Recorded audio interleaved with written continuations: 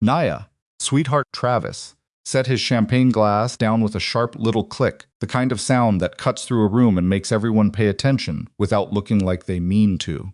He was smiling. He was always smiling when he did this. We're just saying a man who marries you is going to need a very generous heart. The laughter that followed wasn't loud. It was worse than loud. It was the quiet, comfortable kind. The laughter of people who have laughed at the same joke so many times it doesn't even feel cruel anymore. And Nia Whitaker, 33 years old, sat at that table and smiled back at her cousin, because that was what she always did. She made it easy for them. She had no idea that across that ballroom a man was watching, and he was furious on her behalf. If you have ever smiled through something that was breaking you, you already know exactly who Nia is. Stay with me. Because what happens next in this story will make you question everything you thought you knew about worth, about family, and about the moment one small act of decency can change the entire direction of a life. And if this kind of story speaks to you, please subscribe to this channel and follow Nia's journey all the way to the end. Hit that like button and drop a comment telling me what city or country you're watching from. I want to see exactly how far this story travels. Now let's go back to the beginning. The Harrington Grand Hotel didn't just exist in Manhattan. It presided over it. 42 floors of pale limestone and dark glass, with a lobby that smelled faintly of gardenias and old money, the kind of building that made certain people feel important simply by walking through its doors. On the 14th floor, the Harrington Ballroom had been rented for the evening by the Whitaker family to celebrate the engagement of Nia Whitaker, 26 years old, luminous, recently proposed to by a man named Derek Chen, who worked in finance and had cheekbones that could cut glass. It was, by every visible measure, a beautiful party. Nia had arrived 40 minutes early to help arrange the centerpieces, which nobody asked her to do and nobody acknowledged afterward. She had driven 2 hours through stop-and-go traffic on the I-985 because her mother had called 3 times, asking if she was coming, and each call had carried that specific texture of anxiety that mothers use when what they really mean is, please don't embarrass us by not showing up, and please don't embarrass us by showing up either. She had worn a deep burgundy dress that she'd spent 3 weeks agonizing over, and when her Aunt Lorraine had looked at her in the elevator and said, "That color is very brave on you," baby Nia had understood exactly what that meant, and had smiled and said thank you anyway. That was the thing about Nia Whitaker that people rarely understood, because understanding it would have required them to actually look at her. She was exceptionally good at absorbing cruelty and converting it into something that looked like grace. She had been doing it since she was 11 years old, when her grandmother had pulled her aside at Easter dinner and explained, with the specific gentleness of someone delivering bad news, that Nia was going to have to work harder than other girls because of how she was built. She hadn't said ugly. She hadn't said fat. She had said built, as though Nia's body were a structural problem that required extra engineering to compensate for. 22 years later, Nia was still compensating. She was a successful interior designer with her own studio on the West Side, a client list that included 3 families whose names appeared regularly in architectural magazines, and a reputation for transforming difficult spaces into something that felt, inexplicably, like home. She was also, by any honest accounting, a woman who had never fully allowed herself to take up space anywhere except behind her drafting table. At work, she was decisive. She could walk into a 7,000 square foot apartment and tell you in 20 minutes exactly what it needed and why. She could argue with contractors and win. She could read a client's unconscious desires from the way they hesitated over fabric swatches. But put her in a room with her family, and she became 11 years old again, sitting very still and hoping nobody looked too closely. The engagement party had been running for an hour when Travis found her. Travis Whitaker was 36, with the particular confidence of a man who had coasted on charm long enough that he'd mistaken coasting for competence. He sold insurance, made decent money, had a wife who laughed at his jokes because they had been together long enough that laughing was easier than the alternative. He was not a villain in the movie poster sense. He was something smaller and more common. A man who needed someone beneath him in the family hierarchy, and Nia had occupied that position for so long that he couldn't imagine the architecture of family gatherings without her there, at the base, holding everything else up. He came over with his champagne and two of his friends, whose names Nia always forgot, and he sat down across from her with that smile. The one that looked friendly until you noticed it never quite reached his eyes. "You doing okay over here all by yourself?" he asked. "I'm not by myself. I was talking to Mom. She went to find Dad." He glanced at the chair beside her. "You look lonely." Nia wasn't lonely. She had been enjoying 7 quiet minutes with a glass of sparkling water and a clear sightline to the door, which was how she survived family events, by locating the exit early and keeping it in her peripheral vision. But she didn't say that. She said, "I'm fine, Travis. You need to circulate more," he said, like he was giving helpful advice. "There are some people here from Derek's side you haven't met yet. Some of them are single." He added that last part with the specific emphasis of someone who believed they were being generous. One of his friends snorted. Travis's smile widened. "What?" "I'm just saying, she's 33. I know how old I am. We're not getting younger, cuz." He picked up her sparkling water, looked at it, set it back down. "You been seeing anyone?" "Travis, because you know, and I'm saying this with love." He never said anything good after "I'm saying this with love." Nia had learned this at approximately age 14. You make it hard for yourself sometimes. A man wants to feel needed. You walk around like you've got everything handled, and I do have everything handled. That's what I mean. He pointed at her like she'd proved his point. His friends were trying not to laugh visibly. Trying and failing. "That's exactly what I mean. You gotta let people in, Nia." And he paused. This was the pause she knew. The pause before the thing he'd been building toward for the last 2 minutes. And maybe, the weight thing. "I know it's sensitive, but men notice. It's just reality. You'd have more options." The table went quiet. Not the whole ballroom. Just the immediate orbit of their table, where 6 relatives had been pretending not to listen and had now stopped pretending. Nia felt the familiar heat move up through her chest. Not embarrassment, exactly. Something older than embarrassment. Something that had been sitting in her sternum since she was a child and had never fully found its way out. She opened her mouth. "Any man willing to marry her?"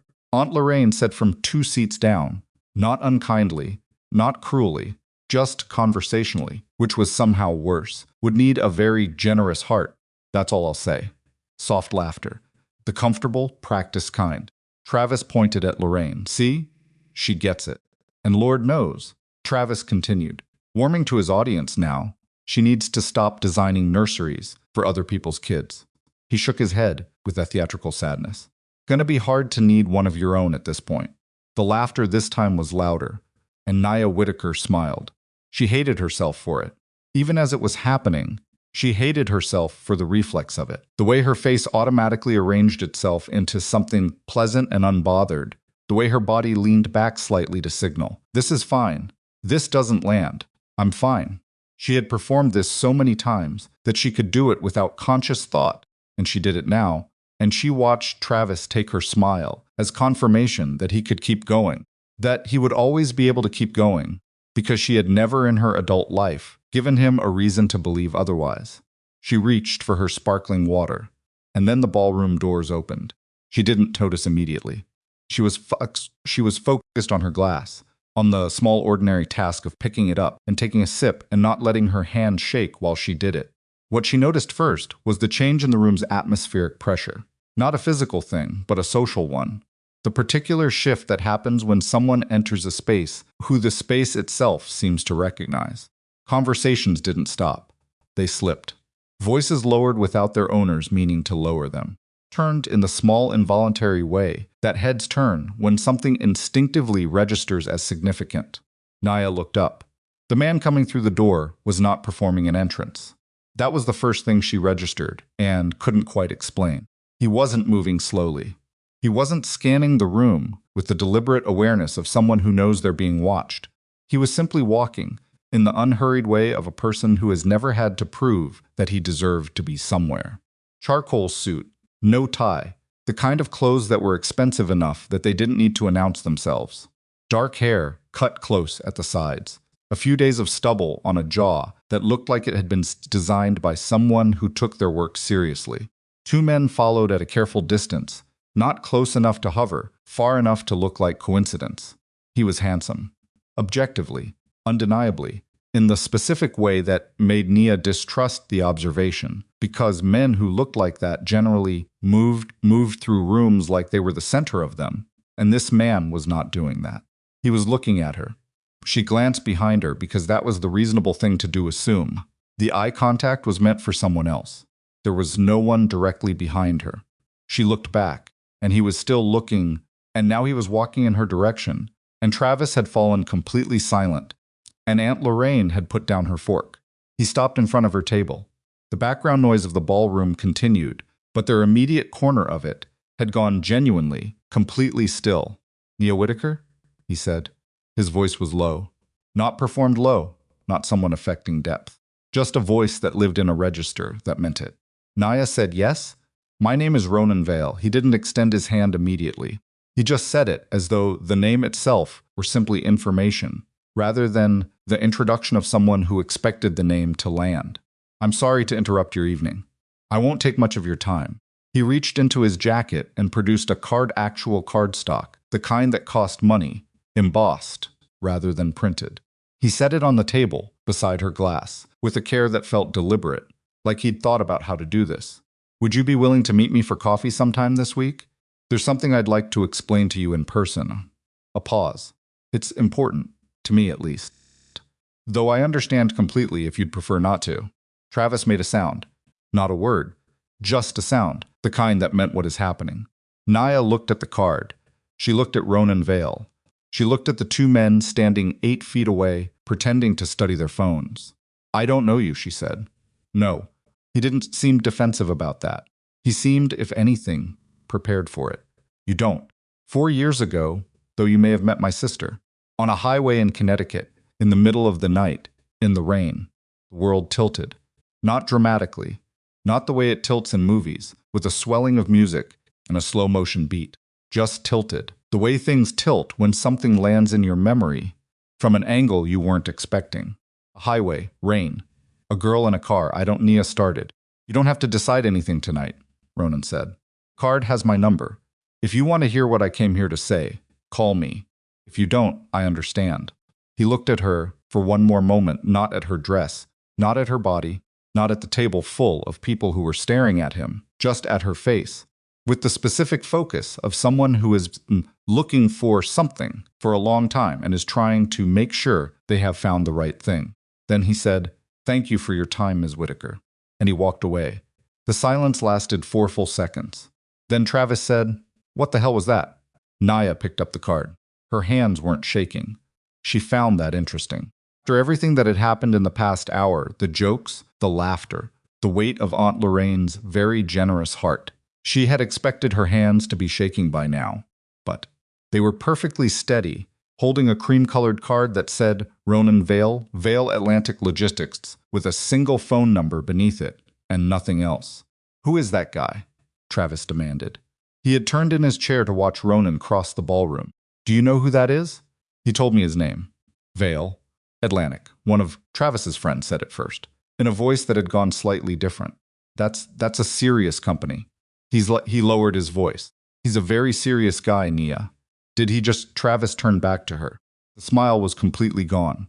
What had replaced it was something Nia had never seen on Travis's face before, and it took her a moment to identify it. "Did he just ask you out? In front of everyone?" "He asked me to coffee." "That's not..." Travis gestured broadly. "That's not... Why would he..."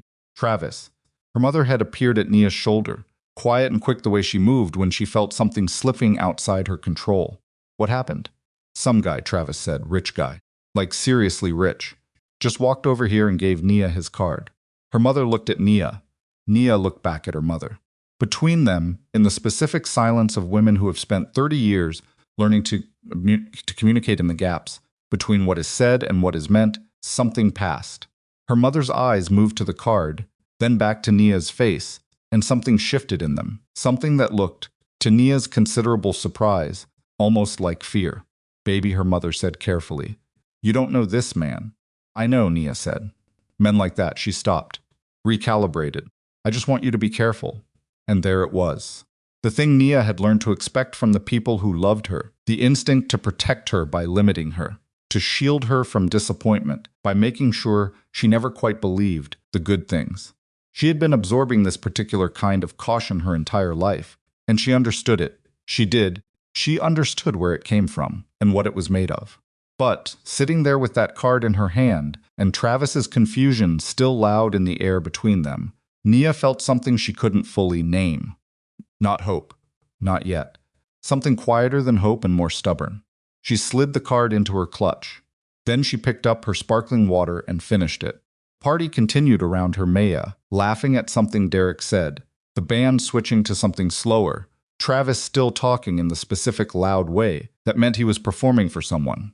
Sonia sat in the middle of all of it and thought about a Connecticut highway and a girl in a car and a night she had genuinely, completely forgotten.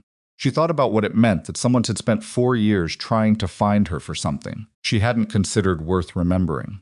She thought about Aunt Lorraine's very brave and Travis's very generous heart and the specific architecture of an evening that had been designed, without anyone quite intending it, to remind her exactly where she stood in the estimation of the people who were supposed to love her most.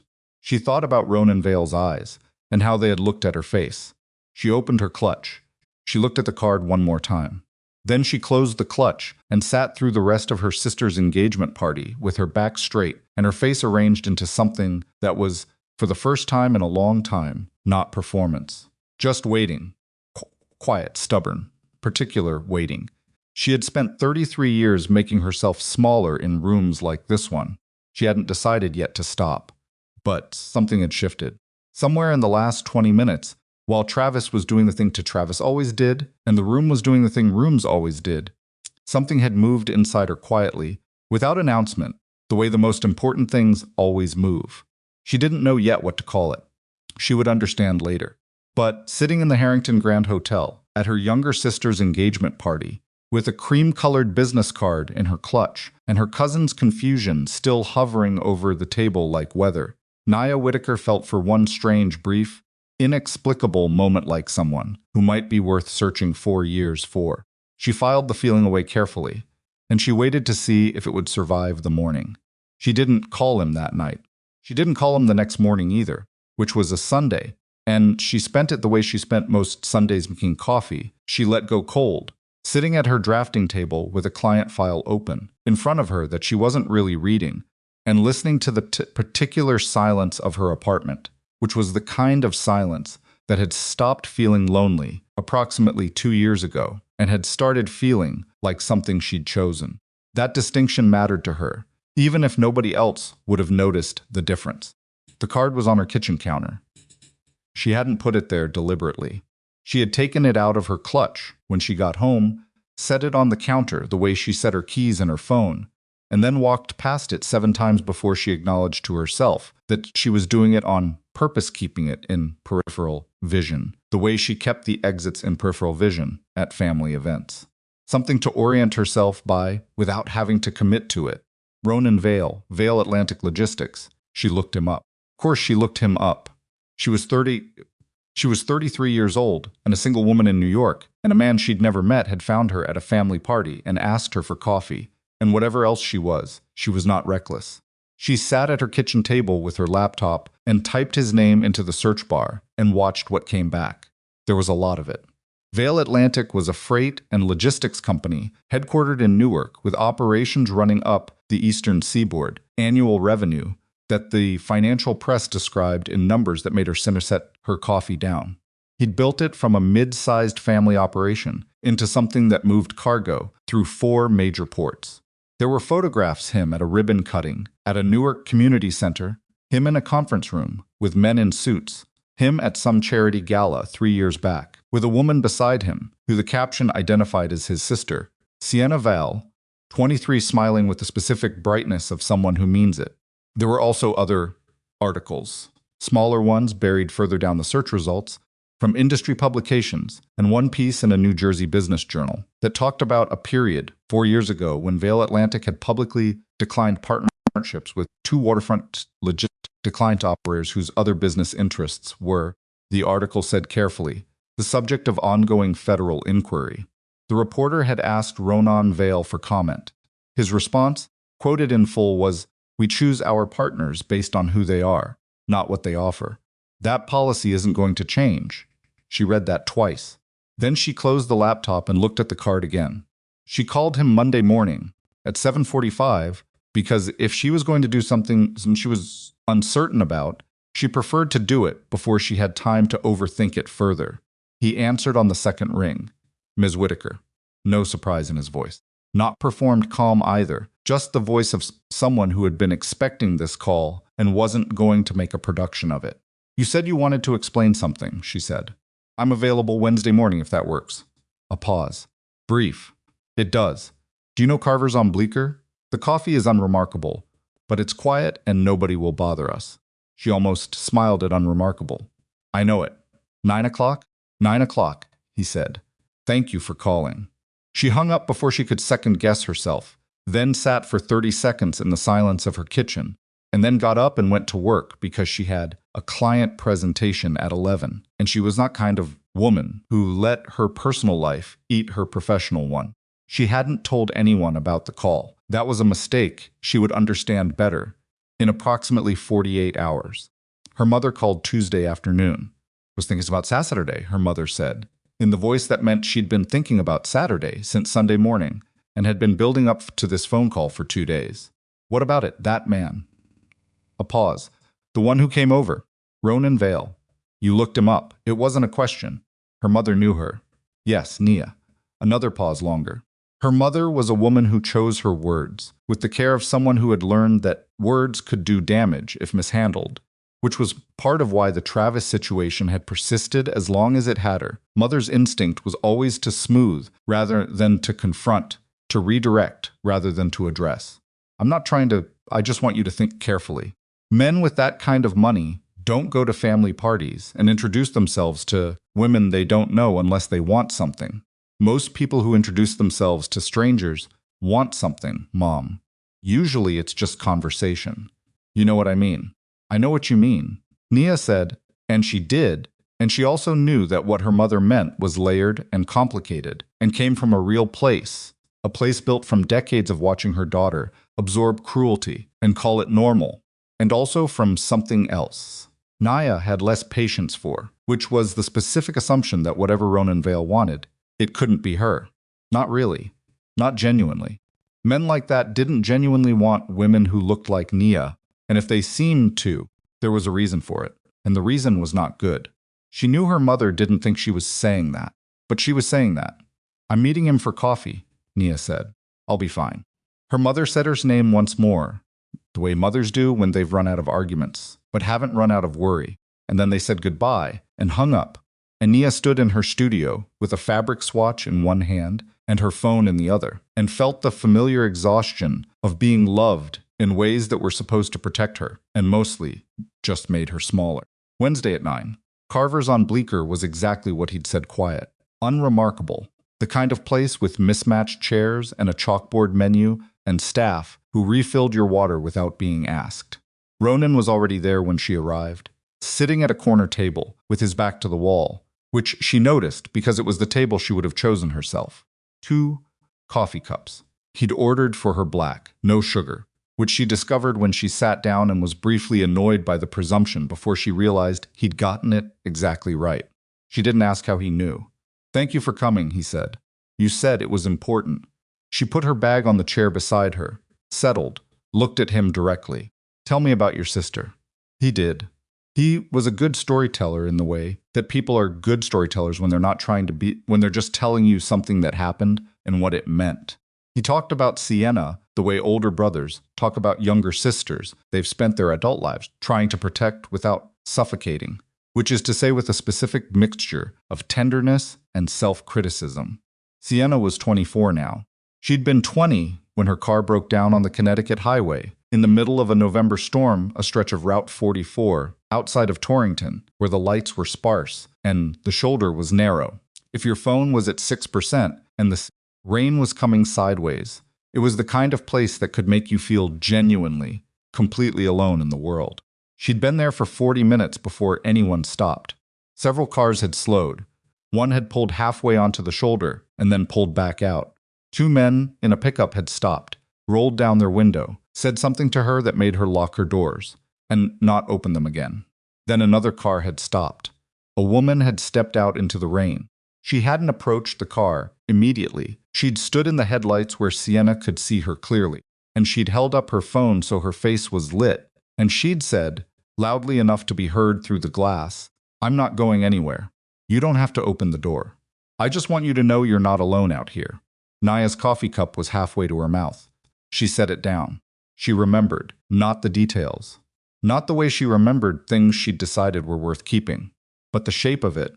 A girl in a sedan on a bad stretch of highway, young, frightened, not opening her door for 20 minutes, while Nia stood in the rain and talked to her through the glass about nothing in particular, about the roadside assistance she'd called, about how long the tow truck would take, about the coffee she was planning to get on the drive home.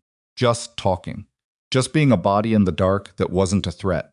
She had stayed until the tow truck came. She had watched Sienna drive away with it.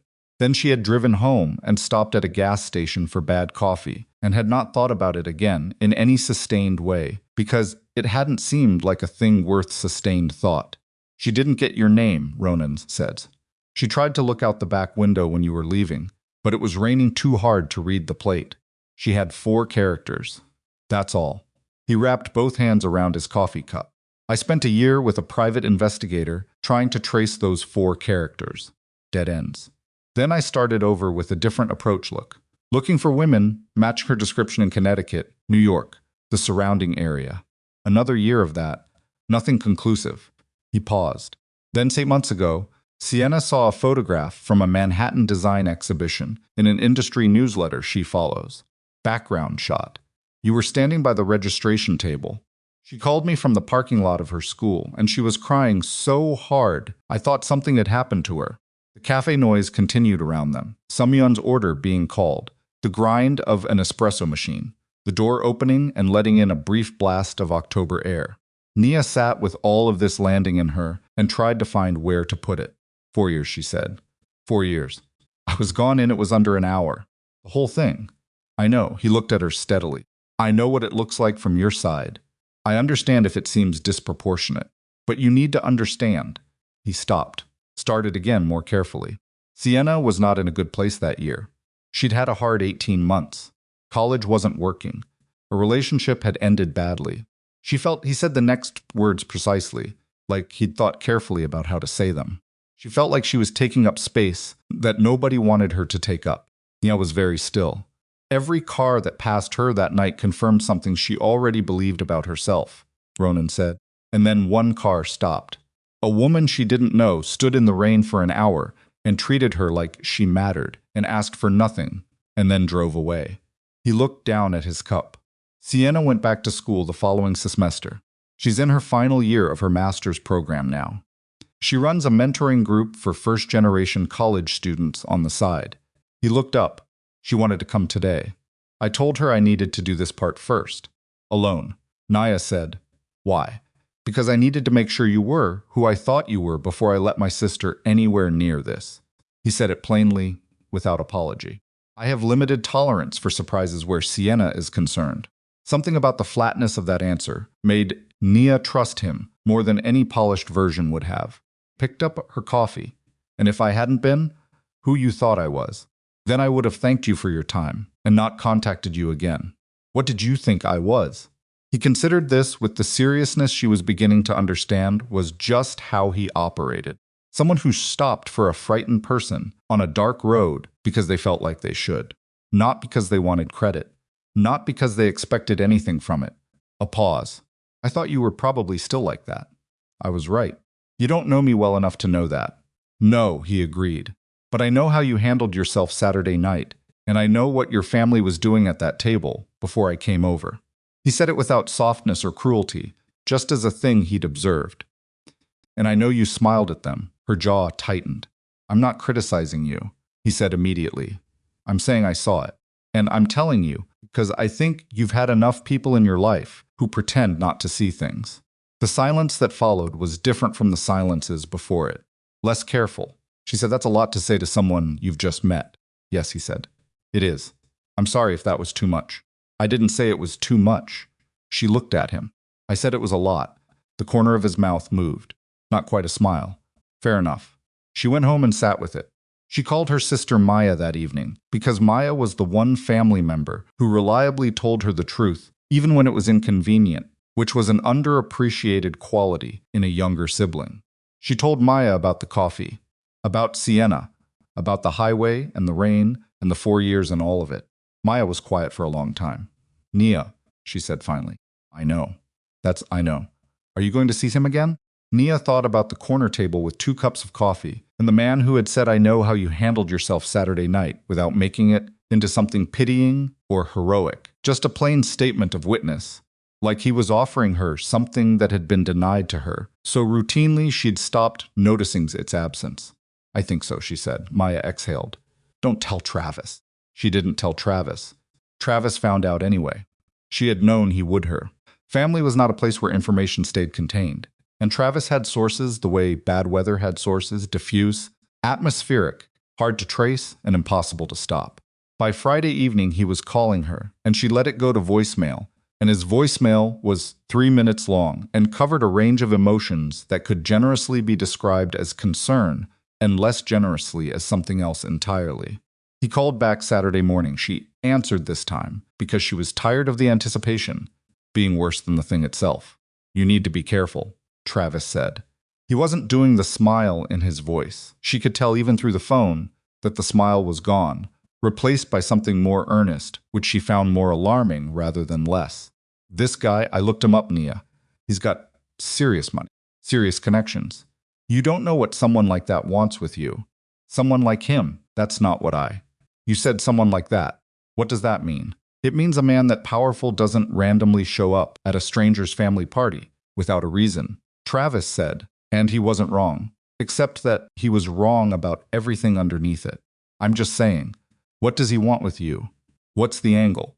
Maybe the angle is what he told me, she said. Maybe there is no other angle. Nia. Travis's voice shifted to the specific register of someone who has appointed themselves the rational adult in the conversation. Come on, be realistic. A man who looks like that, with that kind of money, could have anyone he wanted. Why would he spend 4 years looking for someone he met for an hour on a highway? Because she mattered, Nia thought. That's the answer. She mattered to Sienna, so she mattered to him. That's all. But she didn't say that to Travis, because Travis was not someone she could say that to. Not because he was cruel, not exactly, but because he had spent so many years with a specific picture of Nia in his head, and that picture had no room in it for a version of her that man spent 4 years looking for. The picture Travis carried was the one of the woman at the table, who smiled at things that weren't funny. Any information that didn't fit that picture got filtered out and returned as threat. I'm going to meet his sister next week, she said instead. Silence. His sister, Travis repeated. He wants me to meet Sienna, the one from the highway. Nia, I'll be fine, Travis. You don't know that. I know that consistently better than you do, she said, which surprised them both. And then she said goodbye and hung up before he could respond. She sat with her phone in her hand and noticed that her heart was going faster than usual. And she also noticed that she had said what she meant and hung up, and the world had not ended. She filed that away with the other things she was quietly collecting. She met Sienna on a Friday. Ronan had arranged it at a lakeside restaurant in Connecticut. Not ostentatious, not a power move, just a place with large windows and good light and enough ambient noise that a conversation that went difficult wouldn't be overheard. He was there when Nia arrived, sitting across from a young woman with her brother's dark eyes and a nervousness that she was visibly trying to control. Sienna Vale stood up when Nia walked in, which nobody had told her to do. She just stood up, reflexively, the way people stand when someone enters a room they've been waiting years for. And then Sienna Vale looked at Nia Whitaker, and her face did something complicated and very young, and she started to cry. Not quietly. Not the polished, single-tear version that looks good in movies. Actually crying. The kind with uneven breathing and having to press her fingers against her mouth. And she said, I'm sorry. I told myself I wasn't going to, and then stopped because the sentence wasn't finishing. Nia crossed the distance between them without deciding to, and put her arms around this young woman she had never met. And Sienna held on with both hands, and they stood like that for a moment in the middle of a lakeside restaurant in Connecticut, while Ronan sat very still and looked at the window. When Sienna pulled back, her eyes were red. She laughed a short, wet, embarrassed sound. I had a whole speech. You don't need a speech, Nuntia said. Practiced it. In the car, I had points. She wiped her face. Ronan told me not to have points. He was right. Sienna looked at her with those dark eyes that were mirrors of her brother's in shape, but completely different in what they expressed. Where Ronan was contained, Sienna was open. Everything right there on the surface. Do you remember that night? I remember, Nia said. When you told me just now, I remembered. You stood in the rain for almost an hour. It wasn't that. It was 53 minutes, Sienna said. I know because my phone died at 53 minutes, and the tow truck came 7 minutes after that. I counted. She pressed her lips together. You talked to me through the window. You just talked. You were telling me about a kitchen you were redesigning, about whether subway tile was genuinely timeless, or whether it was going to look dated by 2030. Nia almost laughed. I remember that. It was the most normal conversation I had ever had with a stranger, and I was sitting in a locked car in the pouring rain on an empty highway, and it was the most normal conversation I'd ever had.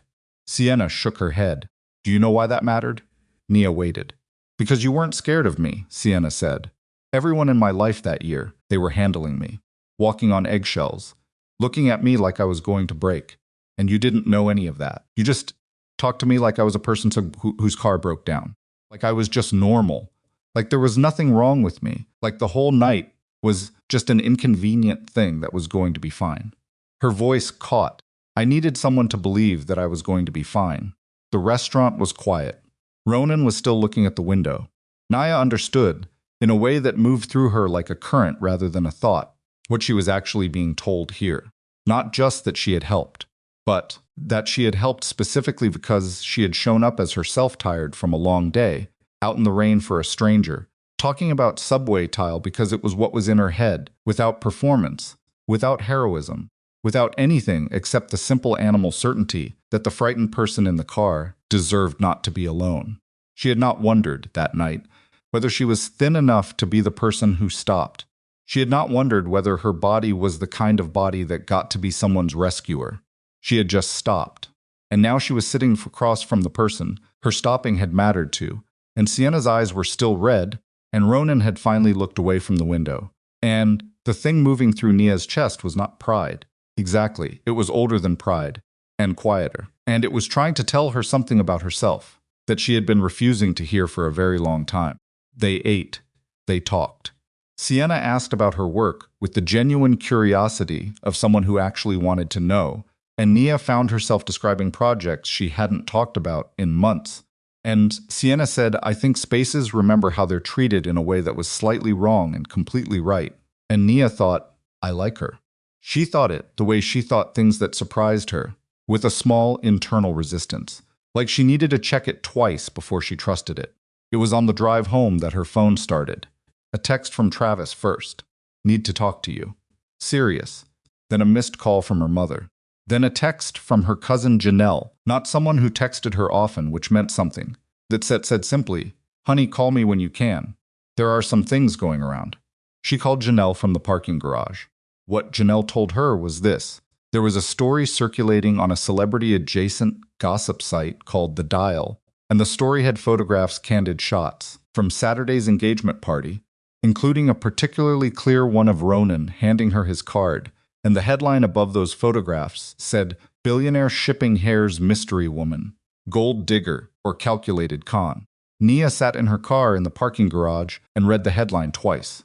Then she clicked on the story. It was 300 words of speculation, built around a foundation of almost no actual information. And it was vicious in the specific way that things are vicious when they're designed to land where they can't be easily argued with. It implied that Nia had engineered the encounter. It described her as aggressively pursuing a man who was far out of her usual orbit. Quoted an anonymous source close to the Whitaker family who described her as someone who had always been obsessed with money and status, and who had never had luck with men because of issues she had been unwilling to address. That phrase. Issues she had been unwilling to address. She knew what that meant. She sat with her phone in the parking garage, and the concrete around her hummed with the ventilation system, and she read the story one more time to make sure she was understanding it correctly. And she was C-Team C. Someone in her family had talked to that website. Someone who had been at Saturday's party, who knew her history, who understood precisely which words to use to make her look pathetic and desperate and calculating all at once. Someone who had done this deliberately and done it fast, within a week of the event, which meant they had been thinking about it since Saturday night. She thought about Travis's face when Ronan had walked away. She thought about that sound he'd made. Not a word, just a sound. The sound of something being disrupted. She thought about the text he'd sent her an hour ago. Need to talk to you. Serious. She didn't call him back. She sat in the parking garage for 6 minutes, long enough to be certain that what she was feeling was not going to swallow her. And then she started her car and drove home. And she did not cry on the way, not because she wasn't hurt, but because she was too tired for it, and also because something beneath the hurt was hardening, and in a way that felt different from the familiar hardening of just absorbing it and moving on. This felt like the hardening of someone who had finally understood what she was dealing with. She got home and she looked at her apartment, and she thought about Travis's voice on the phone, and her mother's fear, and Aunt Lorraine's brave, and the engagement party table, and all of it, all the years of it. And then she pulled out her phone, and she called Ronan Vale. He answered on the second ring. "There's a story," she said, "on a site called The Dial. About me. About us. Whoever wrote it talked to someone in my family." Beat of silence. When he spoke, his voice was different, flatter, more controlled, the voice of someone who had learned a long time ago not to let his anger make decisions for him. "I know. My team flagged it an hour ago, your team. I have people who monitor coverage related to my name." He said it without apology. "I was going to call you tonight. Do you know who they talked to?" "Not yet." A pause. "I will, Ronan." She sat down on her couch. "If you know who it was, I need you to tell me, not have it handled. Not make it go away. Tell me." Another pause. This one longer, and she could feel him measuring something on the other end of the line, measuring her in the specific way she was beginning to recognize, not unkindly. "I'll tell you. Thank you. Nia."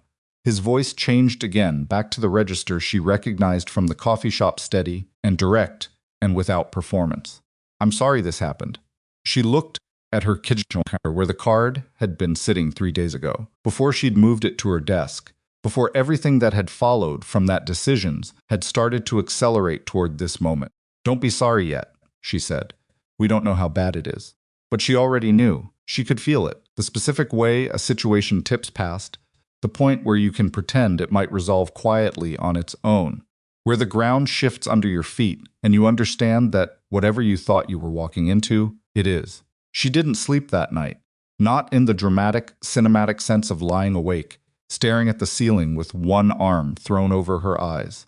In the ordinary, ugly sense of being in bed and closing her eyes and opening them again 20 minutes later, and doing that 6 more times until the sky outside her window started going gray, and she gave up and made coffee at 4:53 in the morning and sat at her kitchen table in the specific exhaustion that comes not from physical tiredness, but from having your brain refuse to stop processing something it can't resolve.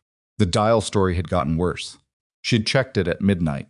300 words had become 900, with updates appended below the original piece, and the updates had details. Not invented details, not vague insinuation. Specific details. The name of her studio, the address. A description of her client work that was accurate enough to have come from someone who knew her professionally or personally. A line about her attendance at her sister's engagement party that named the hotel and the floor, and characterized the event as one where sources say Vale singled out the plus-size designer in what witnesses described as a deliberate and highly calculated approach. Witnesses. Someone had been watching. Someone had been paying attention specifically enough to frame what they saw in the worst possible terms and deliver it to a gossip site within 6 days of the party. She read the phrase plus-size designer 4 times. Not because it was the worst things in the piece, but because of the way it was deployed, as a descriptor loaded with the specific implication that her size was the relevant thing about her, the thing that made the whole situation suspicious, the variable that explained why a man like Ronan Vale couldn't possibly have genuine intentions. She put her phone face down on the table. She picked it up again. At 6:15, she texted Ronan, "Do you know yet?" He responded in 4 minutes, which meant he hadn't slept either. "Meet me this morning. My office in Newark. I'll send a car." She texted back, "I'll drive myself." Pause, then of course, 9 o'clock. She showered and dressed in the careful, methodical way she dressed when she needed to feel like she had some control over the shape of the day. A charcoal blazer, dark trousers, her good boots. She looked at herself in the bathroom mirror for a moment. Not the way she usually looked at herself, scanning quickly for everything that needed managing or concealing. Just looked. At the face that someone had described in a gossip article. At the body someone had used as a punchline in the same paragraph, where they implied she was a con artist. She looked for longer than she usually allowed herself to. Then she picked up her keys and drove to Newark. Vale Atlantic Logistics occupied the top 4 floors of a building on Raymond Boulevard that was less flashy than she'd expected. No marble lobby, no architectural showboating, just a clean modern building with efficient lighting, and a reception desk staffed by a woman in her 50s who checked Nia's ID with brisk professionalism and said, "Mr. Vale is expecting you, Ms. Whitaker," and handed her a visitor badge without any of the particular scrutiny Nia had been bracing for.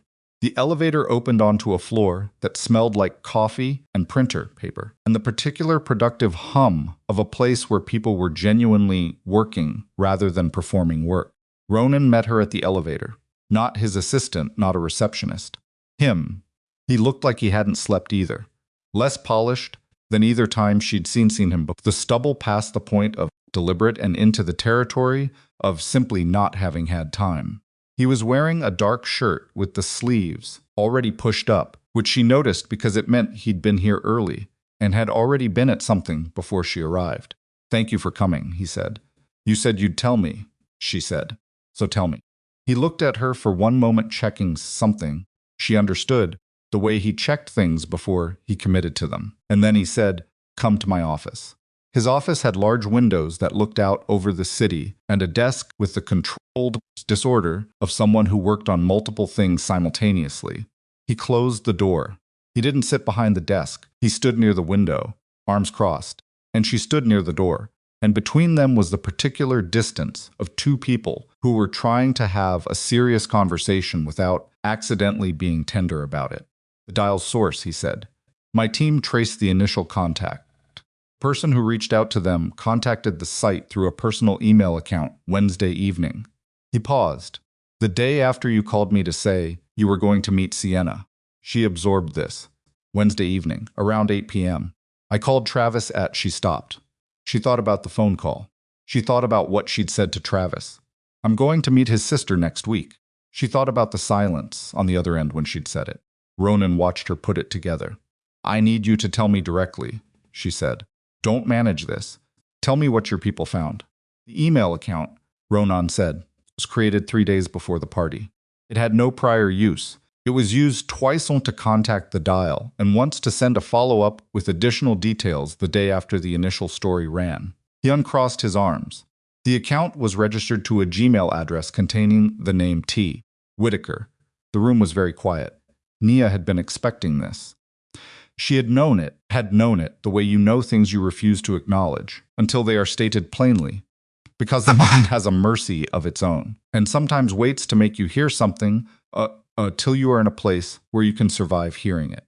She had known it since she'd read the phrase issues she had been unwilling to address, and understood immediately whose vocabulary that was, whose specific way of framing her as a problem she had caused herself.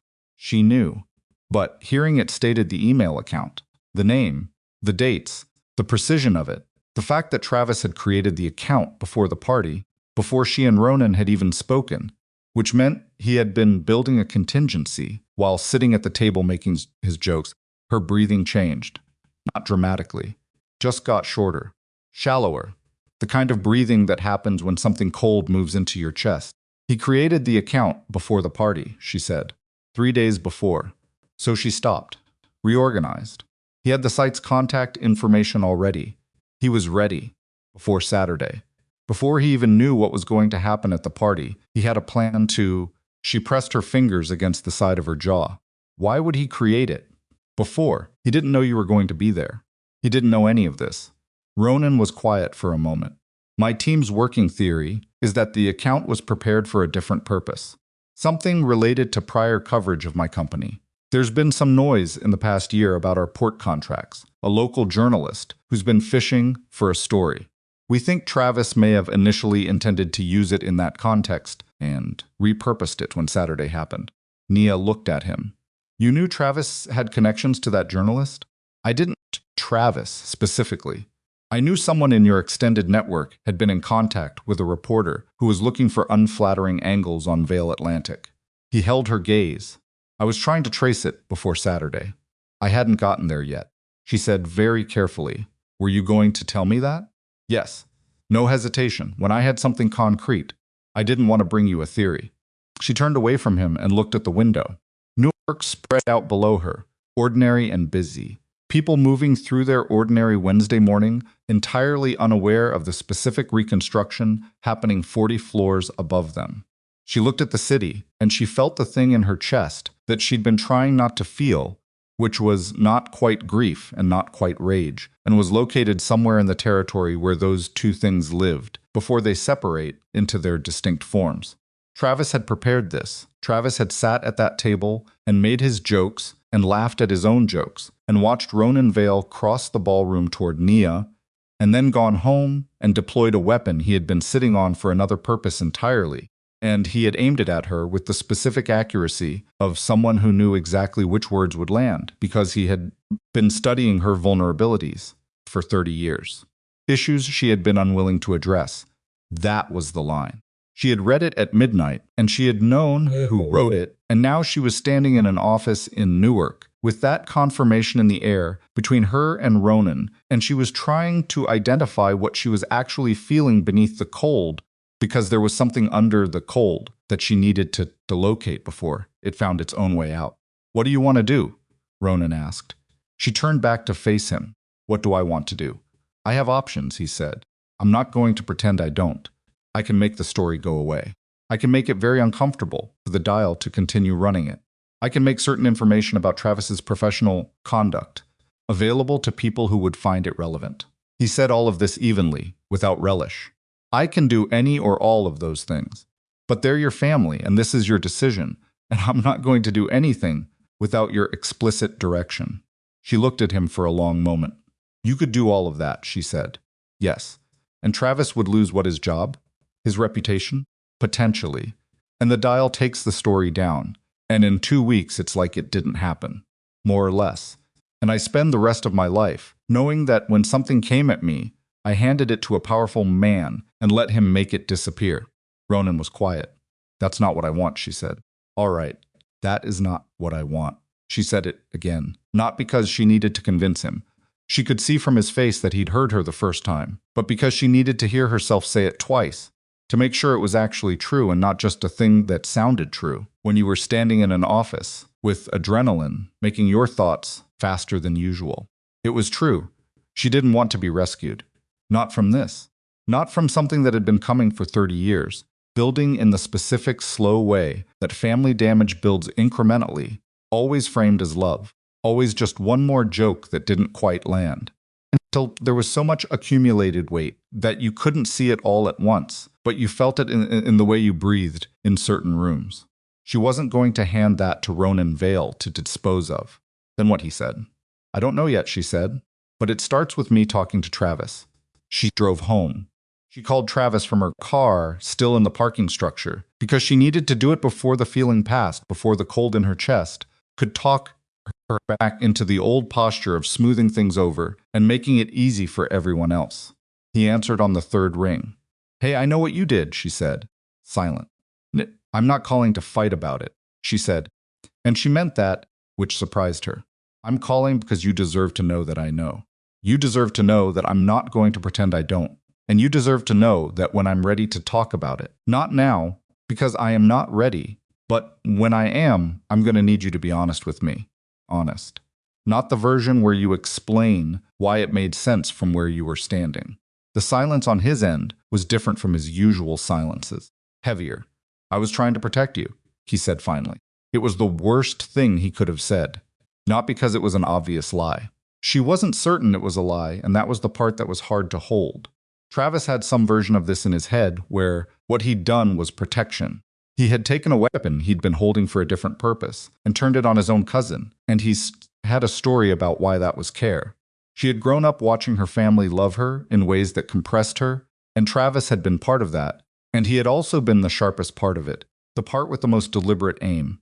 And he was standing in whatever room he was standing in, right now telling her he'd been trying to protect her.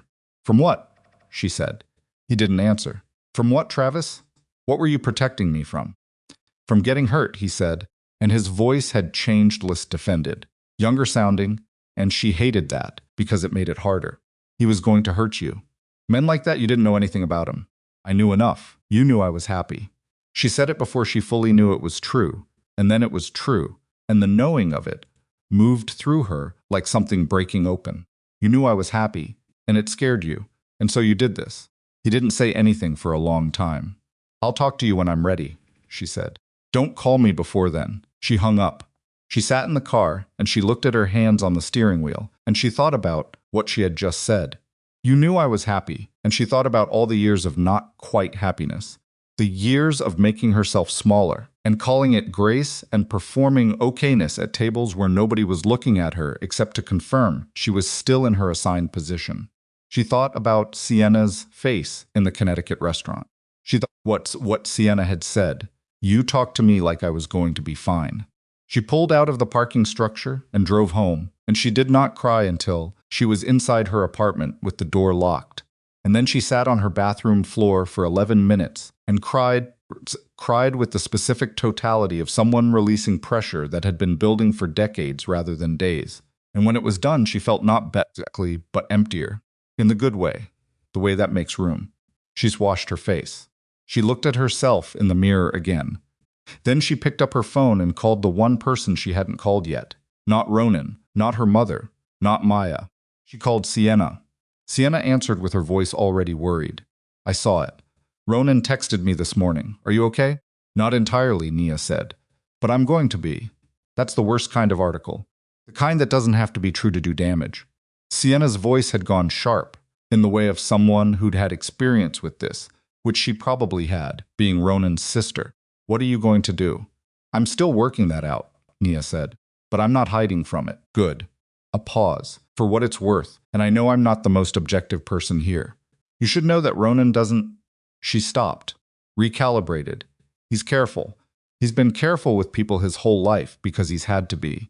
He doesn't let people in easily. The fact that he found you and showed up at that party and doesn't do things like that. Another pause. He's never done anything like that. Nia thought about the corner table at Carver's on Bleecker, card placed beside her glass, with that small specific care. He'd said, I know how you handled yourself Saturday night without making it into something she needed to receive a certain way. I know, she said quietly. The story on the dial ran for 3 more days before new content pushed it down the page. In those 3 days, it collected 412 comments, many of which Nia did not read, some of which she did, and several of which were things she would have preferred not to see written about herself in a SEMSI public forum, including observations about her weight, her race, her profession, and her character that were delivered with the confidence of people who knew nothing about her and saw no reason that should limit their assessment. She didn't respond to any of it. She went to work. She had a client consultation Thursday that she kept, a site visit Friday that she kept, a contractor call Saturday morning that she kept. She kept everything on her calendar because the alternative was to give the story the significance of disruption, and she refused. She also did something she had not done before. She called her mother, not to be comforted, not to report in. She called her mother, and she said, I need to ask you something, and I need you to answer me honestly, not helpfully. Can you do that? Her mother was quiet for a moment. I can try. Did you know Travis talked to that website? No. Immediate. Certain. Absolutely not. Did anyone else in the family know? Before it ran? Ni mom. A longer silence this time. Your Aunt Lorraine called me Thursday. After it ran, Her mother stopped, started again. She said she'd heard from Travis that there might be some coverage. She didn't say she knew what he'd done. She said she'd heard there might be some coverage. Thursday. The story ran Wednesday night. Lorraine had known. Maybe not known it was Travis. Maybe not known the details. But she had known before Nia had called. And she had not called Nia first. And that was its own kind of answer. How long? Nia said. What? How long have you let people in this family treat me this way? And called it love. The silence was long. Nia, baby, I'm not angry at you. Nia said, and that was partially true. There was anger in there, yes, but it was buried under something older and sadder and more tired. I'm not calling to fight. I'm calling because I need to say this out loud to you, and I need you to hear it without fixing it. Can you just hear it? Yes, her mother said, and her voice had gone careful in a way that meant she was doing something hard. I have been making myself smaller in this family for 30 years, Nia said. I have been laughing at things that weren't funny and absorbing things that were cruel and calling it being gracious, and you have watched it happen. And I know why you didn't stop it. I do understand why, but I need you to understand that the reason I didn't stop it either is because I believed it. She paused. I believe the version of me that this family has been maintaining, the one that doesn't deserve things, the one that's supposed to be grateful, the one that needs to make everyone comfortable with her presence. Another pause. I believed it for a long time, and I'm not going to anymore. She could hear her mother breathing. I don't know what to do with that, her mother said finally. Low, honest. You don't have to do anything with it right now, Nia said. I'm just telling you. She hung up and sat with the aftermath of that conversation, which felt like the aftermath of a necessary surgery. Not good, not comfortable, but cleaned out. Like something that had been infected for a long time had finally been addressed. She texted Ronan, I think I want to go to your company event next month, the Newark one, if the invitation is still open. He responded in 2 minutes, it's open. Are you sure? She thought about the dial's 412 comments. She thought about the parking garage and the cold in her chest and the bathroom floor and her mother's breathing on the other end of the phone. She thought about the woman who had stood in the rain on a Connecticut highway without wondering whether her body was the right kind of body to stand in the rain. Texted back, I'm sure, but I want to do something useful when I'm there. Not stand around looking like I belong to someone. Something real. His response took a minute longer this time. The food pantry needs reorganizing. Nobody's been able to figure out the storage system. I've been told it's a disaster. She almost smiled. Send me the floor plan. He sent it within the hour. She spread across her drafting table and looked at it with the part of her brain that never fully went off. The part that could look at a chaotic space and see what it needed. Pantry was small 1,200 square feet with inconsistent shelving and no logical flow. He could fix it. She could fix it in a few hours with the right materials and the right help and zero drama. She started sketching. She was still at the drafting table at 11 p.m. when her phone rang. Not a text-a-call. Unknown number, but New York area code. She almost didn't answer. She answered. The voice on the other end was male, middle-aged, with the particular flatness of someone who had rehearsed what they were going to say, Ms. Whitaker. My name is not important. What's important is that you should understand something about the man you're spending time with. A pause.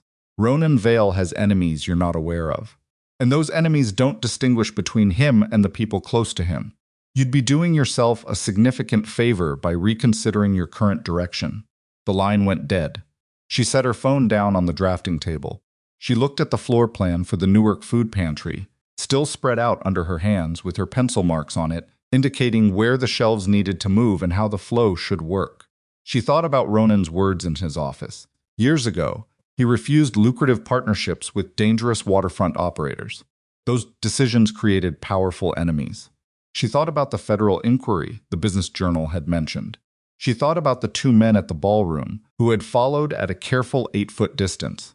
She thought about the voice on the phone. Those enemies don't distinguish between him and the people close to him.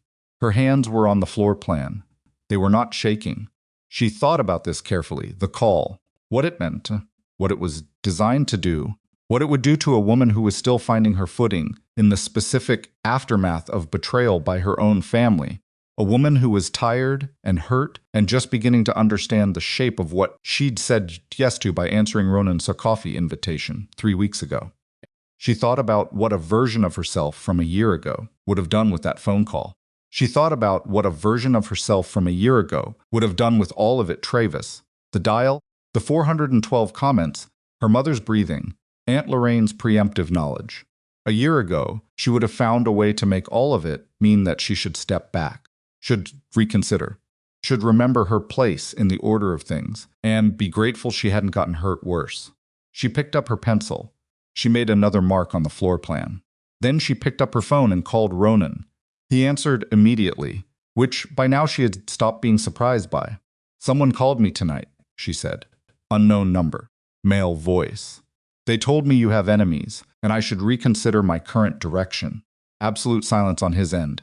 Then, "Nia, I'm telling you because you said you'd tell me things," she said. "This is me telling you things. Are you—" He stopped. "Are you all right?" "Yes." She looked at the floor plan. "I want to know what I'm actually dealing with. Not a managed version. Not the amount you think I can handle. Everything." A long pause. When he spoke, his voice had that controlled quality again, the flatness that came from keeping something steady by force. "Can I come over?" She looked at the clock. 11:14 p.m. "Yes," she said. He was there in 40 minutes, which meant he'd come from Newark, which meant he had still been at his office at 11 p.m., which told her something about the texture of his ordinary life that she filed away without comment. He came in without a security detail.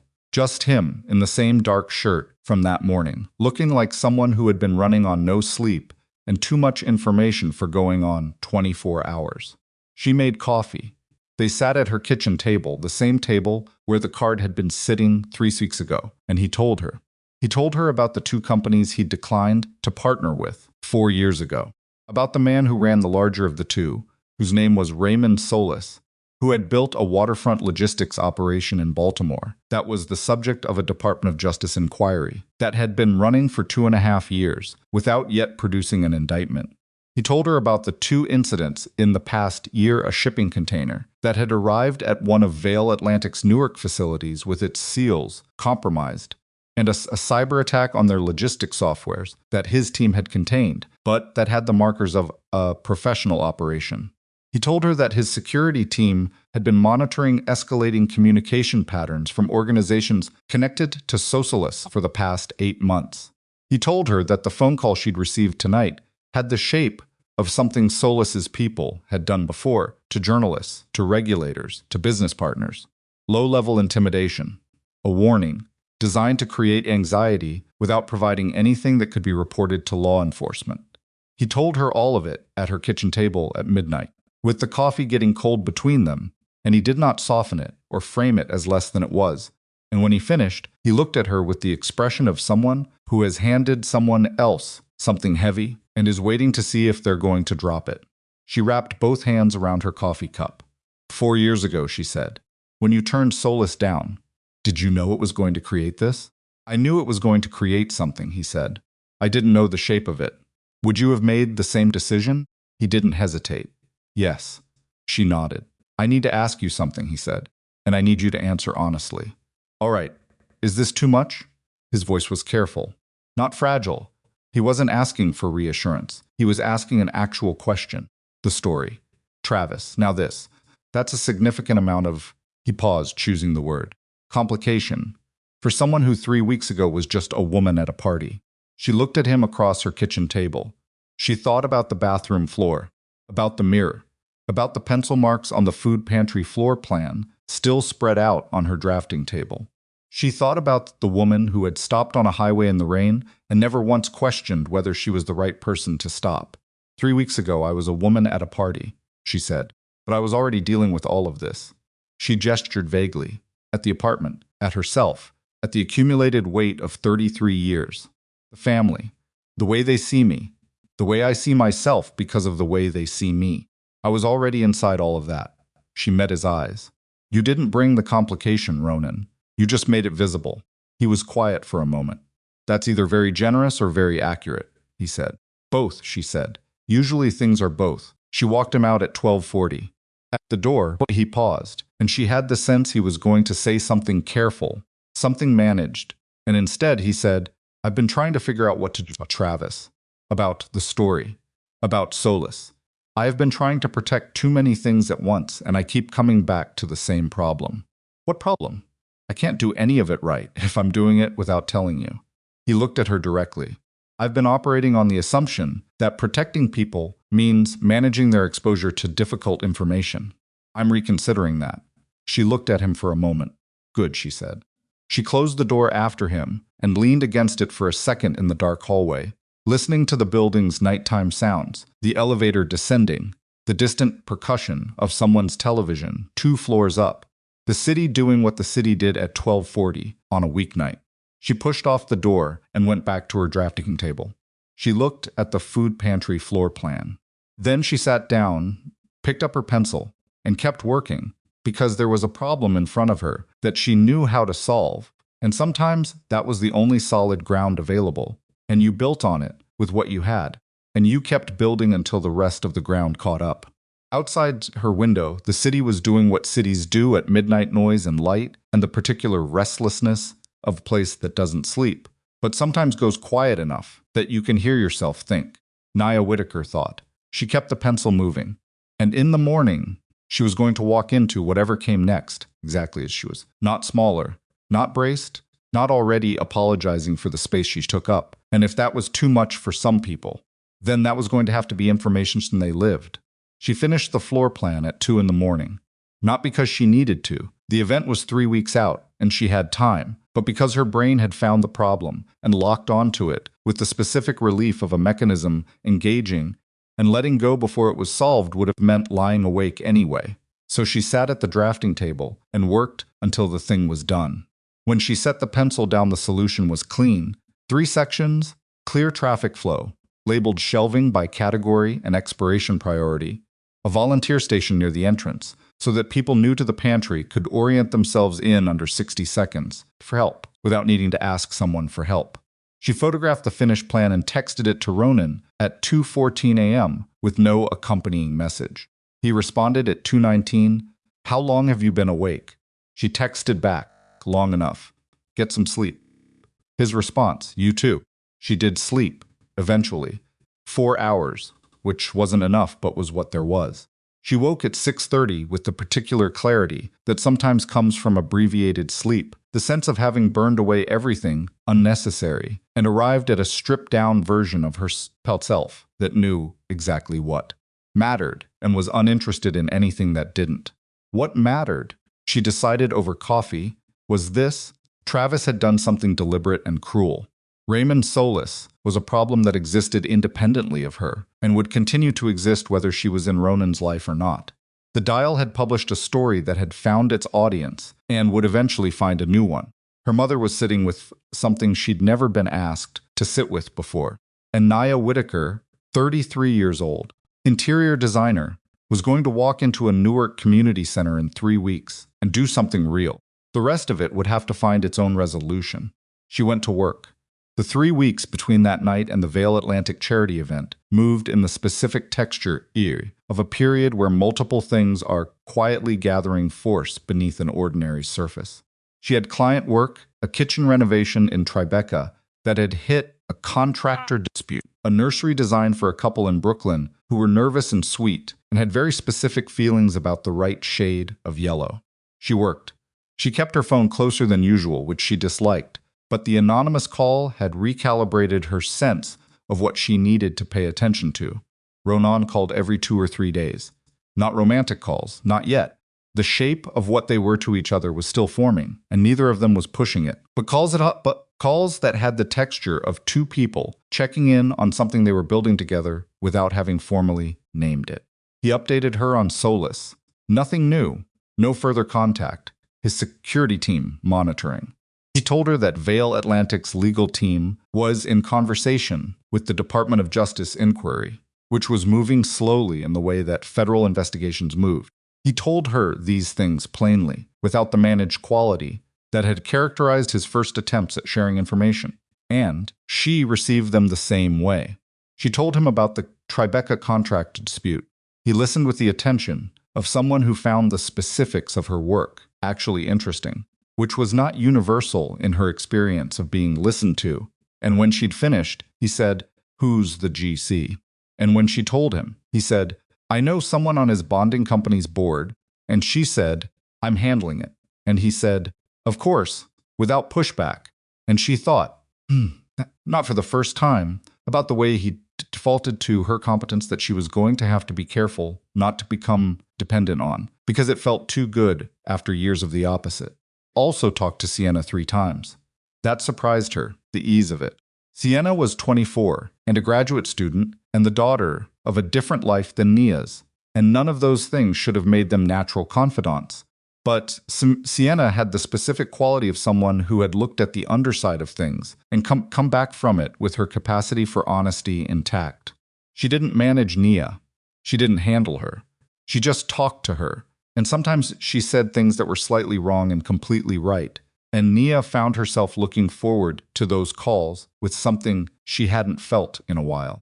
8 days before the event, Travis called. She let it go to voicemail. His message was 4 minutes long and covered terrain she'd expected. He was sorry. He had not been thinking clearly.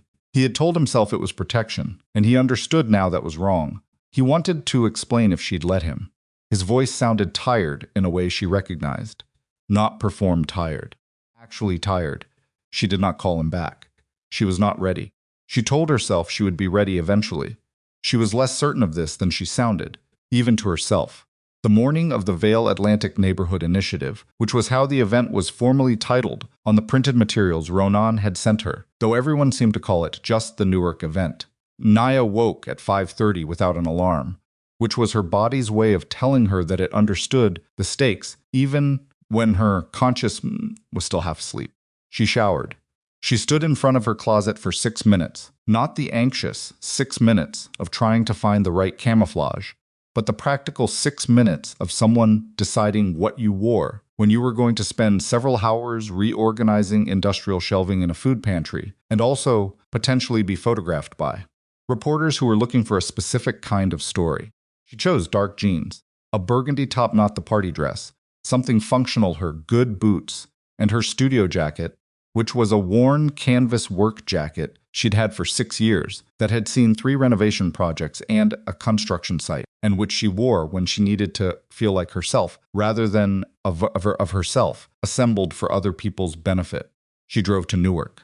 The community center on Ferry Street was already active when she arrived at 8:30. Volunteers unloading vans in the parking lot.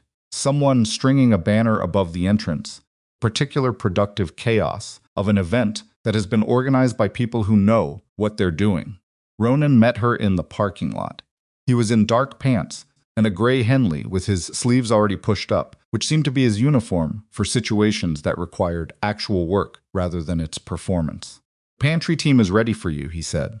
"They have 3 volunteers and most of the materials. I told them you were the lead." "Good." She looked at the building. "What time does the press usually arrive?" "Around 11. He looked at her. "I want to be clear. I'm not using the pantry to manage the optics of the story. If you'd rather the cameras not come near that area." "Cameras don't bother me," she said. "The pantry work is real. That's all that matters." He studied her for a moment. "Okay. Stop looking at me like that." "Like what?" "Like you're checking whether I mean it." The corner of his mouth moved. "Old habit." "Break it," she said, and walked toward the building. The pantry was exactly as described, a disaster. 1,200 square feet of donated goods in a state of entropy, so advanced that it developed its own internal logic, which was the logic of people putting things where there happened to be space rather than where there happened to be sense. She stood in the doorway for 30 seconds, triangulating against her floor plan, and then she turned to the 3 volunteers, 2 women in their 60s, and a young man who looked like he was in college and had been sent here by someone, and she said, "Here's what we're going to do," and she told them. They worked. 4 hours. No break except water.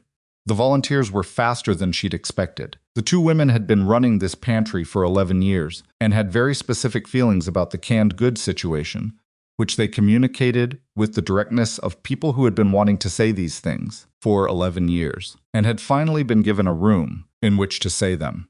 College kid turned out to have spatial reasoning skills that were close to professional and did not require much direction once given a system to operate within. Nia moved shelves. She lifted things she shouldn't have lifted alone. And the volunteers helped her without being asked, and she helped them back without ceremony. She sweated through her studio jacket and didn't care. Her brain was in the specific clean state it went to when she was solving a spatial problem. And everything else, Travis. The dial, the anonymous phone call, the particular weight of the past month, existed somewhere outside that state, present but not pressing. At 11:15, a reporter appeared in the pantry doorway. Young, female, digital recorder in one hand and a phone in the other. She was from a local Newark outlet, and she looked slightly surprised to find the room not only occupied, but actively in the process of transformation.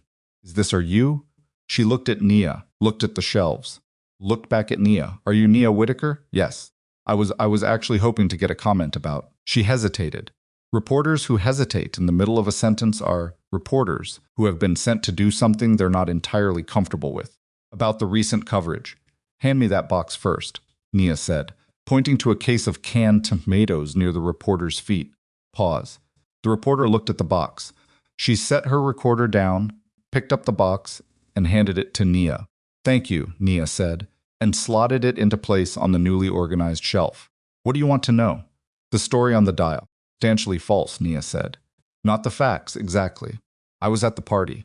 I've had coffee with Ronan Vale. Those things are true. The interpretation is false." "What's the correct interpretation?" Nia turned and looked at her. "That I'm a person, and he's a person, and we met the ordinary way that people meet, which is someone walks into a room and decides to talk to you." She picked up another box. "The extraordinary part of the story is his sister. Not me. Ask him about Sienna." The reporter wrote something down. "Coverage implied you may have engineered the initial meeting."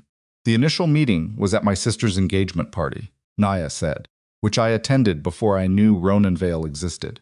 I was sitting at a table when he walked in. That's the full extent of my engineering." She looked at the reporter directly. "Write what you want. But if you're going to write about me, write about the pantry. Write about what it looked like 3 hours ago and what it looks like now. That's what I'm actually here for." The reporter looked around the pantry.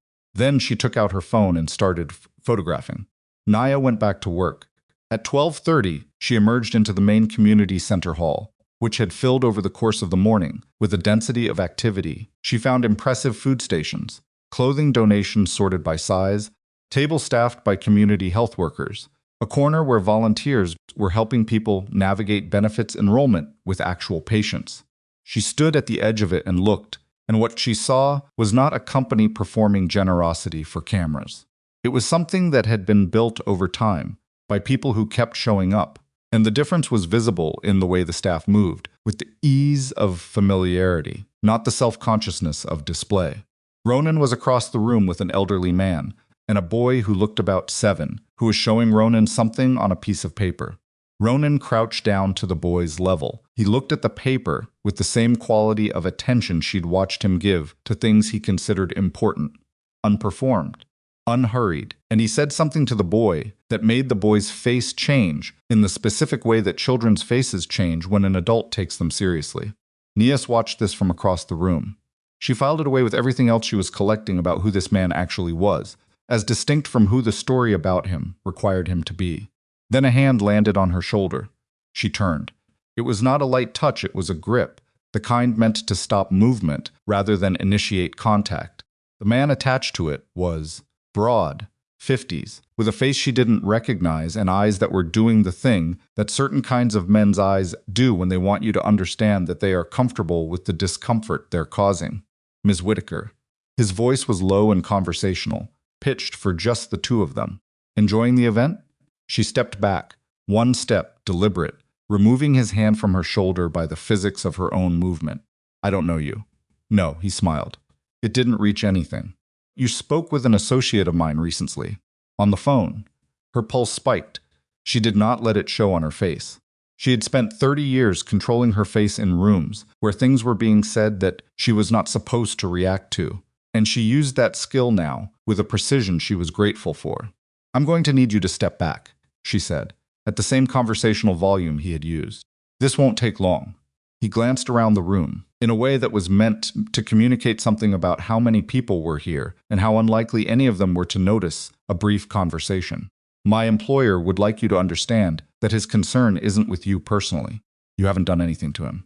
The request is simple. Step back from your current relationship before it creates a situation that becomes uncomfortable for everyone. Your employer, she said. He didn't confirm or deny. Tell your employer, she said, keeping her voice level, that I don't take direction from people I haven't met. Ms. Whitaker, I'm done with this conversation. She held his gaze.